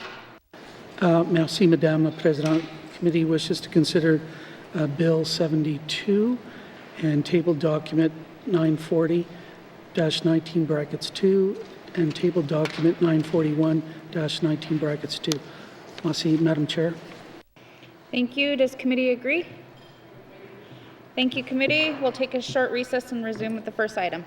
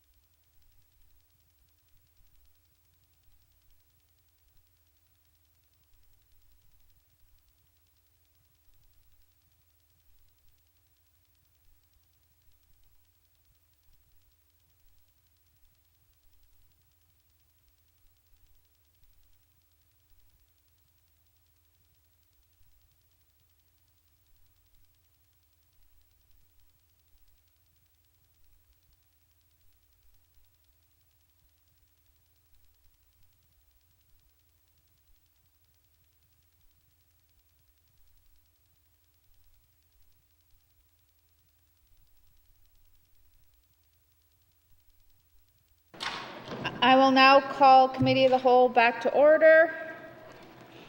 Committee, we've agreed to consider Bill 72, Opioid Damages and Healthcare Costs Recovery Act. I will ask the Minister of Justice to introduce the bill. Thank you, Madam Chair. I'm here to present Bill 72, Opioid Damages and Healthcare Costs Recovery Act. The purpose of Bill 72 is to permit the government of the Northwest Territories to file a lawsuit to recover from manufacturers and distributors of opioid drugs the past and future health care costs incurred on behalf of the Northwest Territories residents for opioid-related illnesses. The opioid crisis has incurred substantial costs to federal, provincial, and territorial governments who have spent increasing amounts on health care to address the fallout of opioid overprescription. British Columbia has enacted its own opioid cost recovery legislation and is in active class action litigation before the Supreme Court of British Columbia. This action could include all federal, provincial, and territorial governments as potential class members in this lawsuit and seeks to recover the opioid-related healthcare costs of the potential class members. Currently, the GNWT's ability to independently recover opioid damages is in question, as the applicable limitation period has expired under the Limitation of Actions Act. As our legislation stands, the GNWT may be unable to recover healthcare costs under British Columbia's opioid action. The proposed legislation would not only remove the existing limitation period barrier to such a claim, but also improve the likelihood of the opioid action's success by establishing a common issue across all jurisdictions with that legislation. This would simplify the advancement of the opioid action.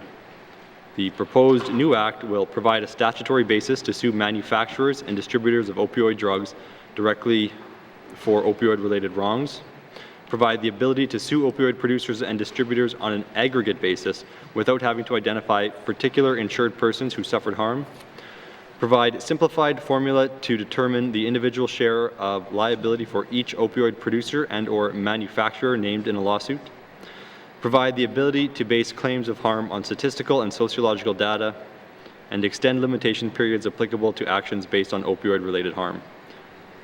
Approximately 8 other jurisdictions have enacted their own versions of this legislation, and the wording of the proposed new act is virtually identical to the existing legislation in other jurisdictions. This concludes my opening remarks, and I would be happy to answer questions. Thank you. Thank you, Minister. Would you like to bring witnesses into the chamber? Yes, I would. You, Sergeant-at-Arms, please escort the witnesses into the chamber.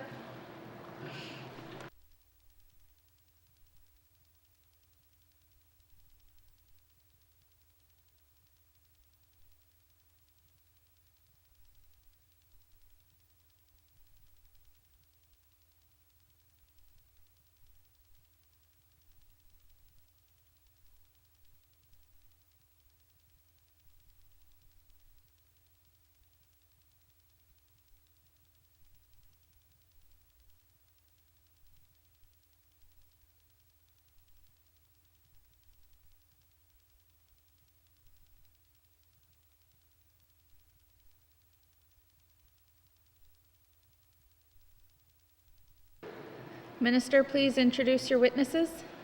Thank you, Madam Chair. On my left is Maren Zimmer, Legal Counsel for the Department of Justice, and on my right is Laura Jeffrey, Legislative Counsel with the Department of Justice. Thank you. Thank you. I will now turn to the Chair of the Standing Committee on Social Development, the committee that reviewed the bill, for any opening comments on Bill 72. Member for Cam Lake. Thank you very much, Madam Chair. Madam Chair, I am pleased to speak to Bill 72, Opioid Damages and Healthcare Cost Recovery Act, in my capacity as Chair of Social Development. This bill allows for the Government of the Northwest Territories to participate in a class action lawsuit filed by the Government of BC to allow the GNWT to recover healthcare expenses incurred from opioid damages. Committee supports this legislation. During Standing Committee's review of Bill 72, Committee heard from Indigenous governments and community stakeholders.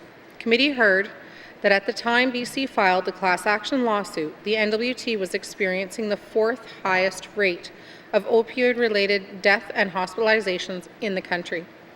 Committee recognizes that communities and Indigenous governments respond to the needs of their residents by providing frontline response, whether it's through counseling, costs for addictions treatment, or other programs and services.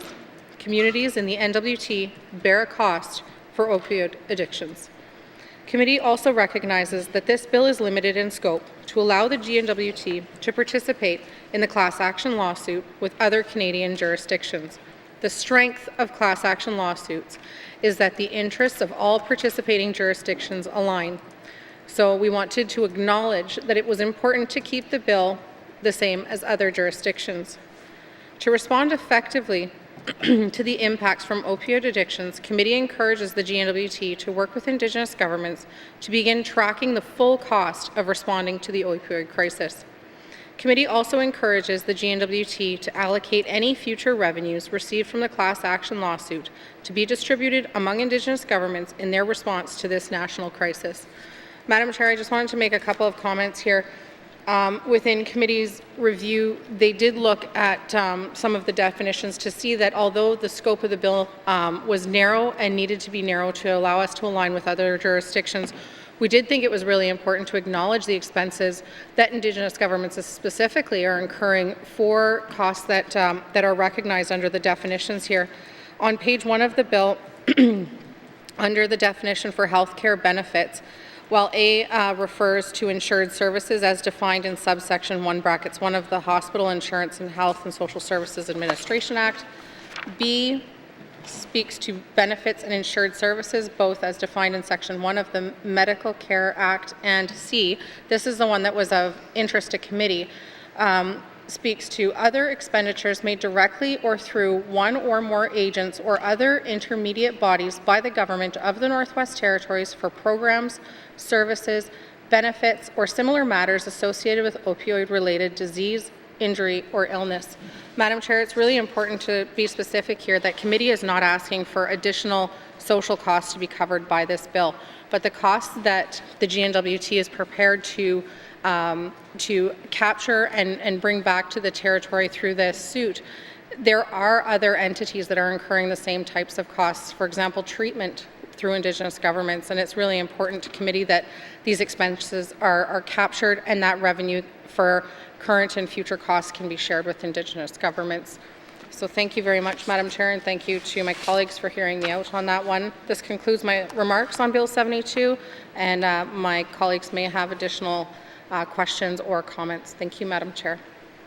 Thank you. I will now open the floor to general comments on Bill 72. Member for Great Slave. Thank you, Madam Chair. I don't really have anything to add to what my colleague has already expressed, which I think she did a very good job on capturing how the discussion went through the committee and noting in particular the concerns of Indigenous governments and organizations around their expenses and their costs. And while I do wish we could expand the scope of the bill to include all the social and indirect costs that we are paying as a territory, it's unfortunate that that is not something we can go after these opioid companies or these pharmaceutical companies for. However, I do also agree that there is a way within this to ensure that we could recover their costs through just the legislation as it is. And I do also want to stress that I hope the government thinks really creatively here in when they are rolling up all the costs and taking this forward, that they do work with the Indigenous governments to include theirs. It's been my sort of experience now in this role that, you know, obviously governments put forward bills, legislation, policies, et cetera, and it's only by the testing of that or someone else looking at that a new idea or something that's been unthought of comes forward. And so I think while maybe it's not totally in the scope here, perhaps just trying to get it in there might spur someone at a higher level. And I'm not a lawyer, and I'm looking at lawyers in the room, and I'm sure they probably think this might be tough, but you know, maybe it'll spark something at a higher level where they will acknowledge what the price is to Indigenous governments. And I think a really tangible example of this is with the loss of the pound makers contract from the Department of Health and Social Services. I am aware of instances now where Indigenous governments and organizations are footing the bill themselves to send their members to treatment, which is great. Any way that anybody can get into treatment, I'm all for, but that's where I, again, like my colleague said, worry that that cost, because they are filling the gap for our government, won't be then recouped. So just want to say the same things. I do think we need to work with that, but I really want us to ensure that we're fulsomely evaluating these costs, and that I hope that committee would have an opportunity to continue to weigh in on this as it moves forward. Thank you, Madam Chair. Thank you. Member for Frame Lake. Yeah, thanks, Madam Chair. So, as I understand it, committee received a written submission from the Delaunay-Gaultier government, and I'm sure the committee will find a way to get that posted to their webpage to make that submission public. But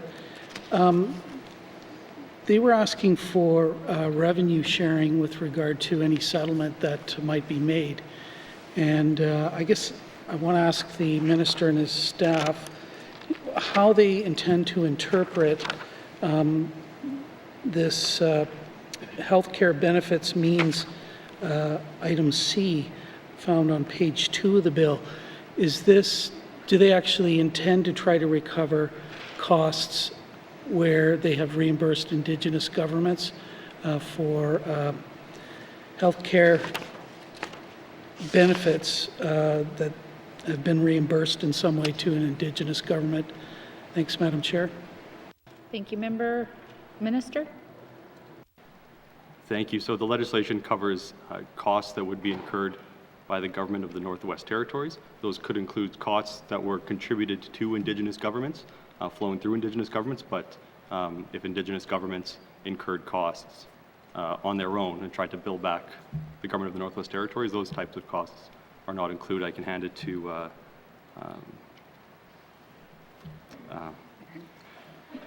Ms. Zimmer for a response. I knew her first name, but her last name escaped me for a moment. Thank you. Thank you. Ms. Zimmer? Thank you. I don't know if I have a whole lot more to add. I think that was a good answer. Just looking at C, it does include any situation where the Northwest Territories would have expended cash through a contract or some other arrangement with Indigenous government. Member for Frame Lake?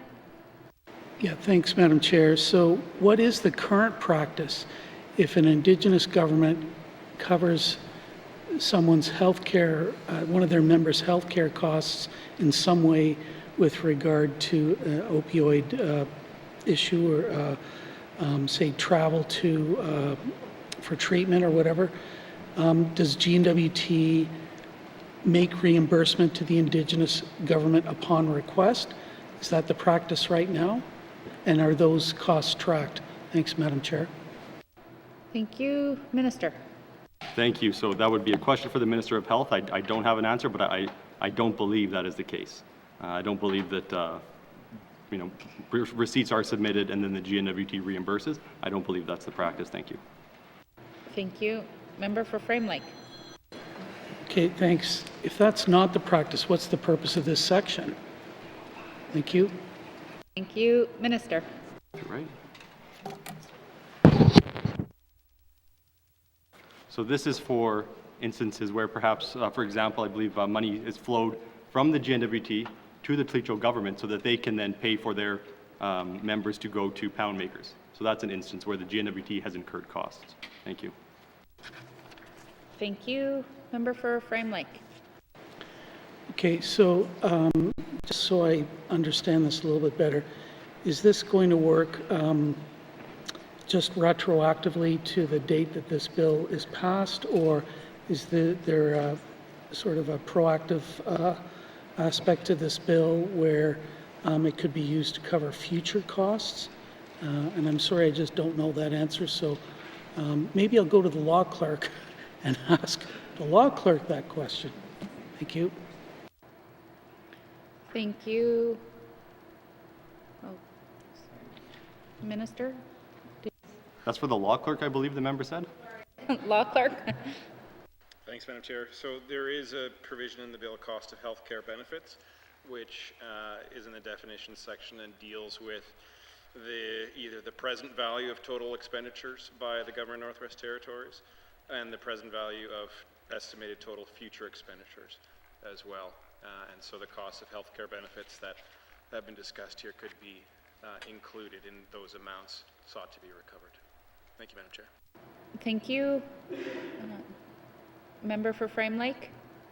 Okay, thanks. So this could be used moving forward for health care benefits that are incurred related to opioid damages, and N.W.T. can and perhaps should start tracking these costs that are covered by other agents? I guess that's a question for the Minister. Thank you. Okay, thank you. Minister of Justice. Thank you. So the question is whether the N.W.T. can and should start tracking these costs. Perhaps for a discussion of part of the reason for things like this class action are that we don't have to prove damages for every individual. Don't have to prove that an individual became addicted to opioids due to the actions of a company, and then prove the number. So what we are doing is looking at damages on an aggregate basis. Perhaps I can hand it to Ms. Zimmer to maybe explain things a bit more concisely. Thank you. Thank you. Ms. Zimmer. Yes, so part of the purpose of the bill is to create some evidentiary shortcuts through the litigation, and doing that through the calculations, and you'll see the formulas in there in order to prove aggregate harm, and that would be based on a population basis and the overall expenditures. And so by creating that, you're not sort of looking at it at that granular level, and it allows the government to move forward and to better recover costs for the harms that have been incurred. Thank you. Member for Frame Lake. Okay, so yeah, I get that there's a formula in here and that it's some kind of pro forma calculation then of what the damages are, but will N.W.T. then include costs that have been incurred by Indigenous governments in seeking damages as part of this class action suit? And that's my first question. Thanks. Thank you. Minister? Thank you. This is costs that are incurred by the N.W.T. only. Thank you. Thank you. Member for Frame Lake. Okay, then what's the purpose of, C here, which does cover through one or more agents or in other intermediate bodies? Does that potentially include Indigenous governments? And why wouldn't we roll those costs into this if there's a way to do that? So, yeah, thanks, Madam Chair. Thank you. Minister of Justice. Thank you. So those intermediates, those agents would be, for the example I used earlier, the N.W.T. flows money to an Indigenous government. The Indigenous government then uses that money to send their members to treatment. So it's not the N.W.T. Directly sending someone to treatment, it is another body, and that is what that is intended to cover. Thank you. Thank you. Member for Frame Lake. Okay, maybe this is just semantics then. So N.W.T. has to initiate giving money to Indigenous governments on their own before we're going to seek reimbursement. What about cases where Indigenous governments incur some costs and then seek and maybe even get reimbursement from N.W.T. for opioid-related damages? Would those sort of costs, could they be rolled up in this as part of the claim? Thanks, Madam Chair. Thank you. Minister? Thank you. So if the N.W.T. pays the costs, then it's my understanding that those costs could be recoverable. But I don't believe, and again, this is not my area, but it's not my understanding that reimbursements like the member is talking about are commonplace. Thank you. Thank you. Member for Frame Lake. Yeah, okay, I'm just trying to get to the bottom of this in my 1 minute that's left now, and I haven't got an answer about what the current practice is, where the practice will be moving forward, and is any of this going to be communicated in any way to the Indigenous governments that their costs related to opioid damages, if they seek and maybe even get reimbursement from N.W.T., they would be included in the claim, and that there might even be the potential at some point for sharing some of those, the claim money. Thanks, Madam Chair. Thank you. Minister. Thank you. At this point, there is no such plans that I'm aware of. Thank you. Thank you. Did you have any final? Okay, go ahead, member for Frame Lake. Yeah, thanks. Recognizing I have 13 seconds left. Yeah, this is obviously an issue. At least one Indigenous government has raised this issue, and I'm going to suggest to the Minister and maybe the Minister of Health and Social Services that you need to have this discussion at the Council of Leaders level to get their views about this. If we're going to do things, and we're going to do things with Indigenous governments, you have an obligation to talk to them about this. Thank you, Madam Chair. Thank you. Are there any further questions? Oh, member for Tabacha. Thank you, Madam Chair. I just want to ask a couple of questions because, I mean, each one of us in the room has been touched by addiction in our lives, whether it be someone close to you, someone in the family, and it's always someone you love. And for clarity, we're putting, I just want to make sure that, you know, there's situations where things happen and people have to go back to, we're putting a lot of onus on Indigenous governments for their, I'd rather, I just wonder how that's going to work, because I'm just wondering, you know, where's the anonymity that is supposed to be for the person that goes to treatment? There's a lot of times, you know, you're supposed to try and keep everything private and confidential. And if we're going to have to go to an Indigenous government to get approval, if you're Indigenous, to send someone to treatment, I don't know how that's going to work. I just have a little bit of a problem with that because, you know, I experienced this most of my life, and I want to be very honest about that. It's a very thing. It's a situation where it's very close to your heart, and many times people don't understand the whole situation. And the whole situation is not, it can't be government, it can't be done in this way. There has to be better ways of doing it. And I'm just wondering, I support the bill. I think it's a good idea that we get the funds that we've spent to clarify this. But it's it's what you're suggesting afterwards as a group that I have some problems with, because I never really paid attention to this, and because I'm not into a lot of social issues. I don't, you know, I'm very much my knowledge is in a different place, and sometimes, you know, I just I don't know. I have a lot of questions, and I just wonder how people are going to be able to get to treatment quicker. That's my number one issue right now. By giving it to an Indigenous government, does that mean it's going to be quicker, or the whole town's going to know? You know, and most of our people are of Indigenous descent, and many times they don't want that to happen. And so I don't know. I just want some of these questions answered. And I know that we'll have hopefully, because I can't support something that I know is not correct, because I've dealt with this in my family for most of my life, and it's a very hurtful situation. And with that, that's it. I just wanted to make a comment. Thank you, Madam Chair. Thank you, member for Tabacha. Are there any further general comments on Bill 72?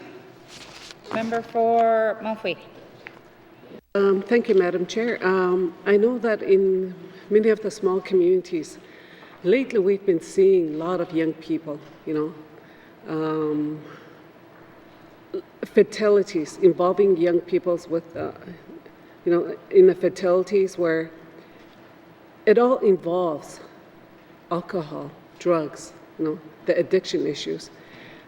We have a lot of issues in small communities. And even in Yellowknife, we have issues with addictions. Living in Yellowknife, compared from the 70s, 80s, 90s, it's not the same no more. It's not safe to walk downtown Yellowknife because there's all kinds of other people, on the streets, and especially, and the people that we see there are all indigenous.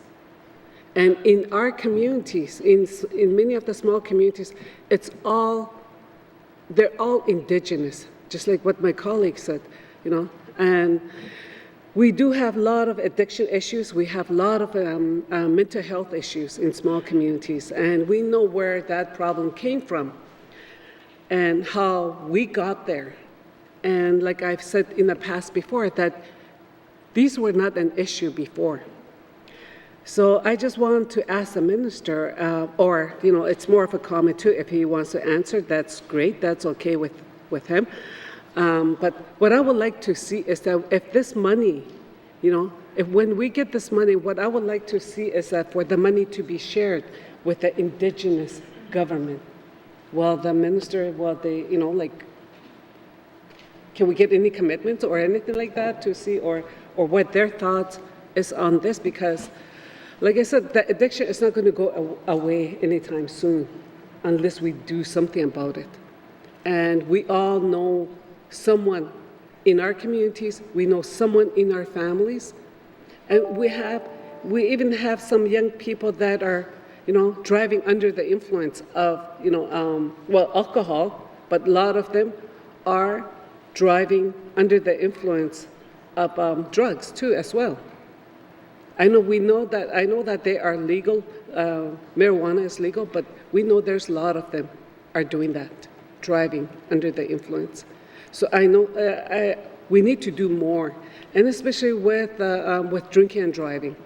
And there is a court case. It was yesterday. So it's not just the individual. There's the whole family. Everybody is, not just the whole family, but there's friends, a community are affected by the whole process. And you guys seen or heard about what happened in my region. One in another small community that just recently happened, and another that happened in May, and another one that happened in 2021. The court case, just finished yesterday. So I just wish that this government would do more to help our people. And with this opiate, with this money, I would like the government to share this with the indigenous government so they can deal with their problems, with the issues that's affecting them in the small communities, in the regions. Thank you. Thank you, Minister of Justice. Thank you. So I cannot commit to spending money that won't come to the government of the Northwest Territories anytime soon. I expect this to be years away if we get any type of money, and who knows what the landscape will look like by then. Perhaps Indigenous governments will be delivering health services themselves, so it might be a different discussion. But the idea of this legislation is to allow us to participate in a class action lawsuit open to federal, territorial, and provincial governments. I don't think there's anything stopping Indigenous governments from filing their own class action lawsuit. Municipalities probably want to be included in this conversation too. They have a lot of expenses related to the first responders that they hire. So the costs go well beyond the healthcare costs. I think we all know that the cost of opioid addiction in particular, because that's what this is about, go well beyond what the government of the Northwest Territories incurs. And so we could sit here all day and have wide-ranging conversations, but that is beyond the scope of this bill here. Thank you, Madam Chair. Thank you, Minister.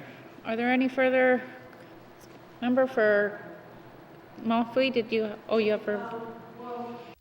If we have the resources, I'm sure the Indigenous government would do their own class actions. But in many of the small communities, we don't have the resources, and even the Auditor General in the 2016 reports said that a lot of community governments are underfunded. So we don't have resources. So that's why I'm saying that if this goes through, if the money, if they get the money, then I would like to see that money being shared with the Indigenous government, so you can help us, not just keep it in Yellowknife or with a GNWT. And I know that there are others. I would like for the cabinet to share what they're saying there. I know they're yapping over there and saying things, but I would like, it would be nice if the cabinet would listen to us and work with us and work with the Indigenous government. Thank you. Thank you, member. What was going on over at cabinet was just something other than this topic, and so it had to do with this conversation. So if there's any other further questions, the time has expired for this member, and I'm going to move on to member for Cam Lake. Yeah, thank you very much, Madam Chair. Madam Chair, just listening to the questions and comments that are happening today, and I mean, the member for Frame Lake just spent 10 minutes, kind of, I believe, getting to this question. And so I'm wondering if we can just kind of get on the record whether or not the minister will commit to working with the GNWT to establish a mechanism for Indigenous governments to track and report approved opioid damage costs and expenses as defined under health care benefits in Bill 72. Thank you. Thank you. Minister. Thank you. Not at this time. Thank you. Thank you. Member for Cam Lake. That was my only question. Thank you. Thank you. Is there any further questions from any members that haven't spoken to Bill 72? Seeing none. Is committee agreed that there are no further general comments? Can we proceed to a clause-by-clause review of the bill? Committee, we will defer the bill number and title until after consideration of the clauses. Please turn to page 1 of the bill. Clauses 1 to 5, does committee agree? Clauses 6 to 10, does committee agree? Clauses 11 to 13, does committee agree? Clause schedule, does committee agree? Committee to the bill as a whole, does committee agree that Bill 72, Opioid Damages and Healthcare Cost Recovery Act is now ready for third reading? Thank you, committee. Does the committee agree that this concludes our consideration of Bill 72, Opioid Damages and Healthcare Cost Recovery? Thank you, Minister, and thank you to the witnesses. Sergeant-at-Arms, please escort the witnesses from the chamber.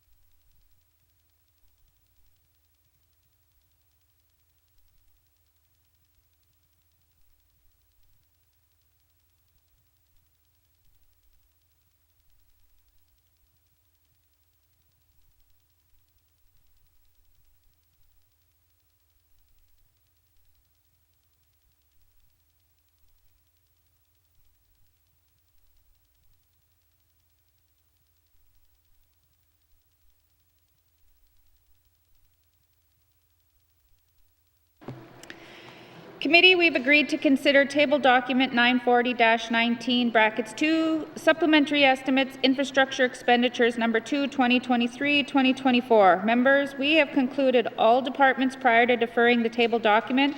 Do members have any comments? Seeing none, Minister, did you have any comments? Thank you, Madam Chair. Madam Chair, I was hoping to do some brief closing remarks, largely for the sake of ensuring that the purposes here are clear to the members of the public.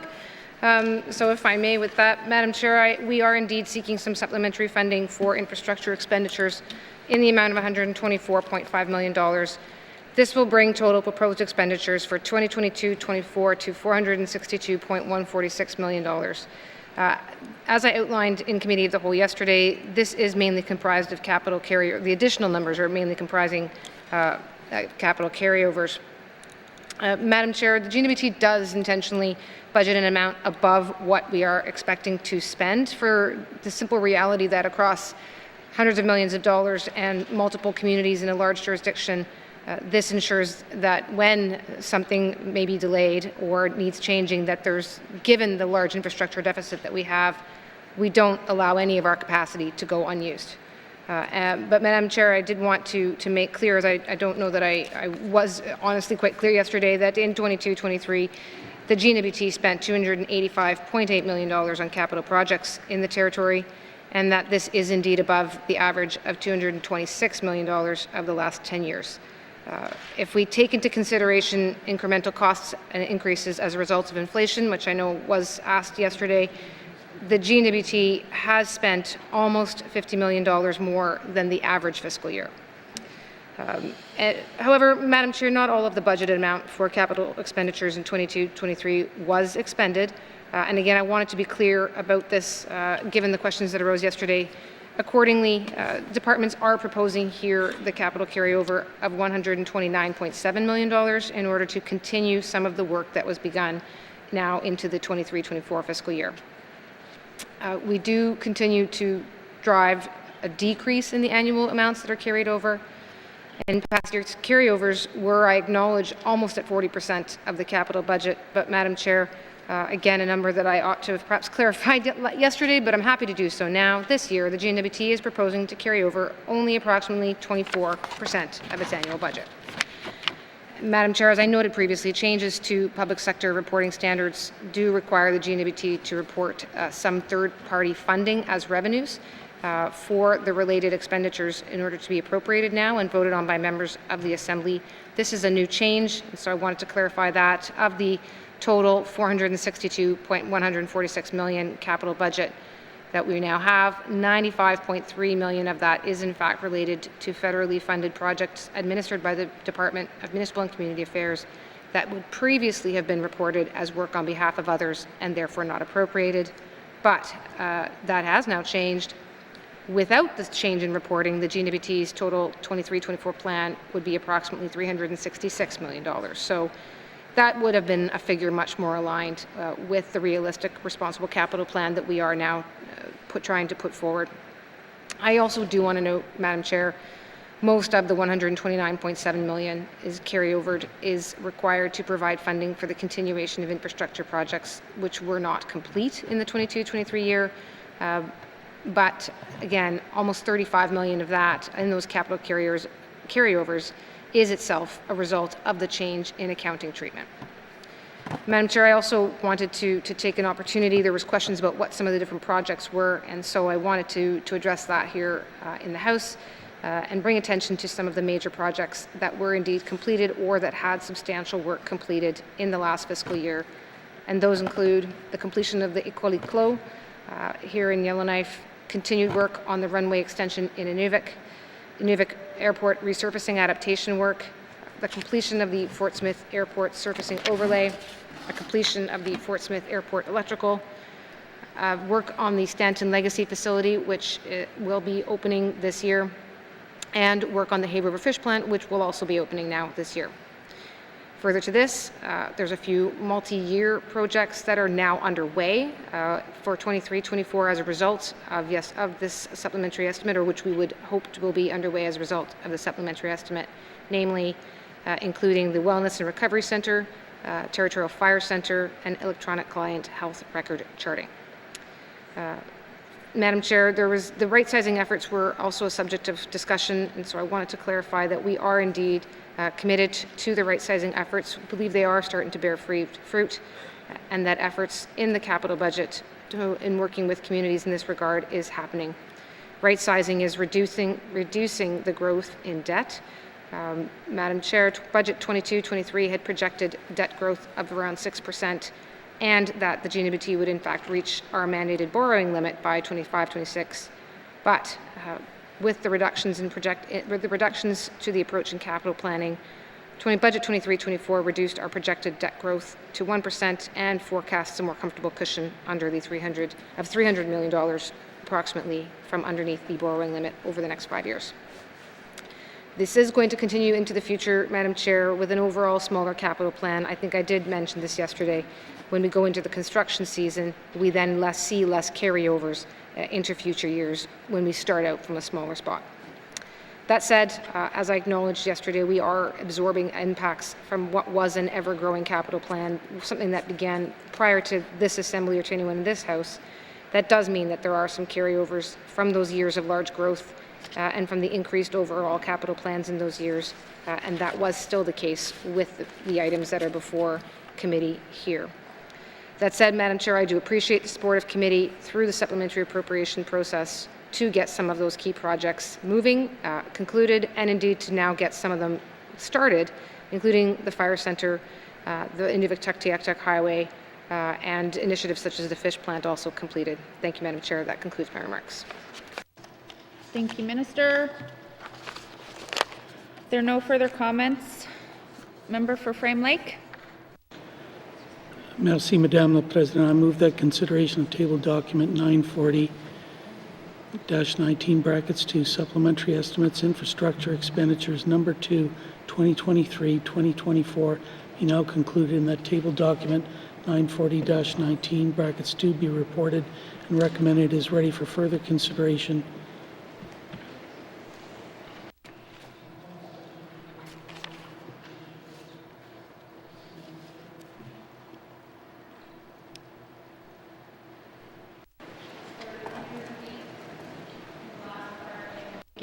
It was caught on the end. Member for Frame Lake. Thanks, Madam Chair. Would you like me to repeat the whole thing? I'm sorry I couldn't get the computer screen to scroll up at the right time. I move that consideration of table document 940-19 brackets 2 supplementary estimates infrastructure expenditures number 2 2023-2024 be now concluded, and that table document 940-19 brackets 2 be reported and recommended is ready for further consideration in formal session through the form of an appropriation bill. Merci, Madam Chair. Thank you. Motion is in order. To the motion. Question has been called. All those in favor? All those opposed? Abstentions? Motion is carried. This concludes consideration of table document 940-19 brackets 2. Committee, we've agreed to consider table document 941-19 brackets 2 supplementary estimates operation expenditures number 1 2023-2024. Members, we've concluded all departments prior to deferring the table document. Do members have any comments? Seeing no comments, member for Frame Lake.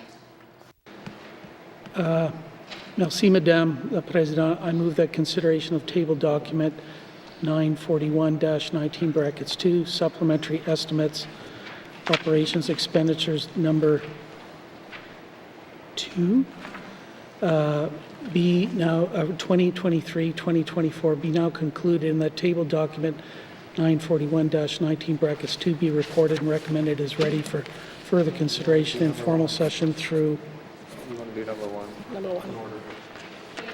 I don't have a paper copy. Sorry, Madam Chair. Now I do.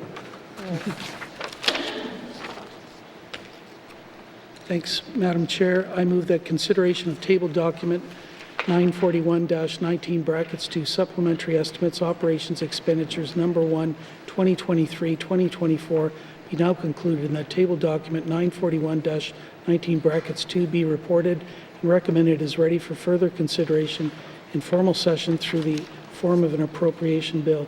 Merci, Madam Chair. Thank you, member. The motion is in order. To the motion. Question has been called. All those in favor? All those opposed? Abstentions? The motion is carried. This concludes consideration of Table Doc 941-19 brackets 2. Member for Frame Lake. Merci, Madame la Présidente. I move that the Chair rise and report progress. Merci. Motion on the floor to report progress. The motion is in order and non-debatable. All those in favor?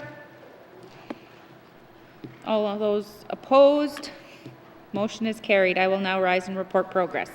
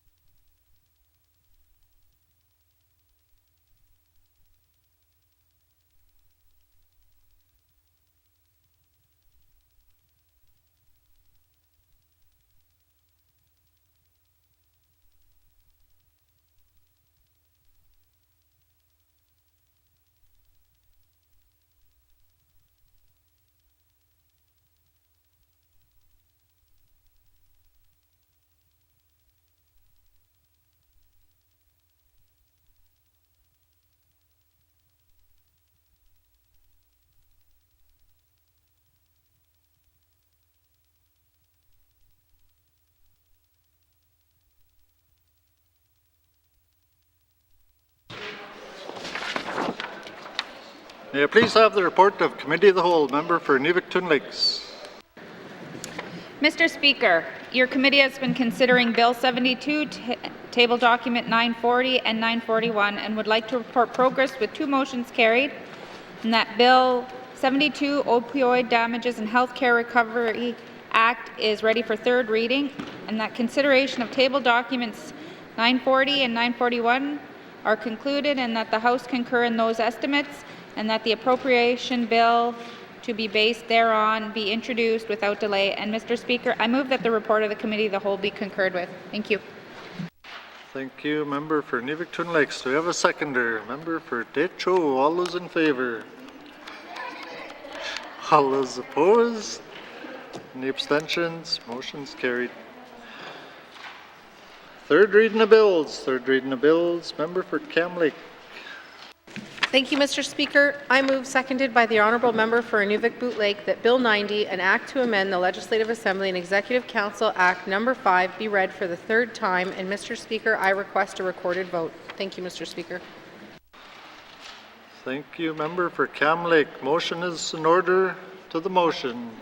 Question has been called. The members requested a recorded vote. All those in favor, please rise.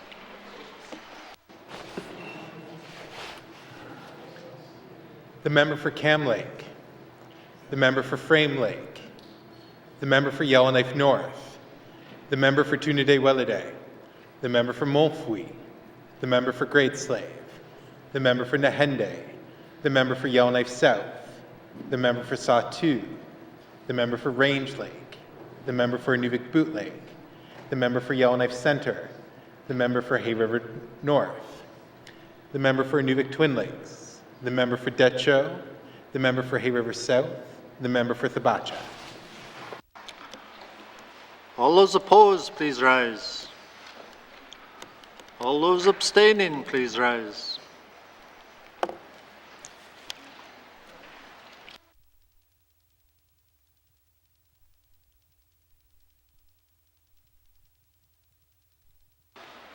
The results of the recorded vote, 17 in favor, 0 opposed, 0 abstentions. The motion is carried. Bill 90 has had 3rd reading. Third reading of bills. Third reading of bills. Mr. Clerk, orders of the day. Thank you, Mr. Speaker. Orders of the day for Friday, June 2nd, 2023 at 10 a.m. Prayer, minister statements, member statements, returns to oral questions, oral question 1548. Recognition of visitors in the gallery, acknowledgements, oral questions, returns to written questions, replies to the Commissioner's address. Petitions, reports of committees on the review of bills, reports of standing and special committees, tabling of documents, notices of motion 82-19-2, notice of motion for first reading of bills, first reading of bills, second reading of bills, bills 64, 93, and 94. Consideration in Committee of the Whole of bills and other matters, Bill 23, Bill 29, Committee Report 52, Minister Statements 264, Table Document 681. Report of Committee of the Whole, third reading of bills, Bill 72, orders of the day. Thank you, Mr. Clerk. This House stands adjourned until Friday, June 2nd, 2023 at 10 a.m.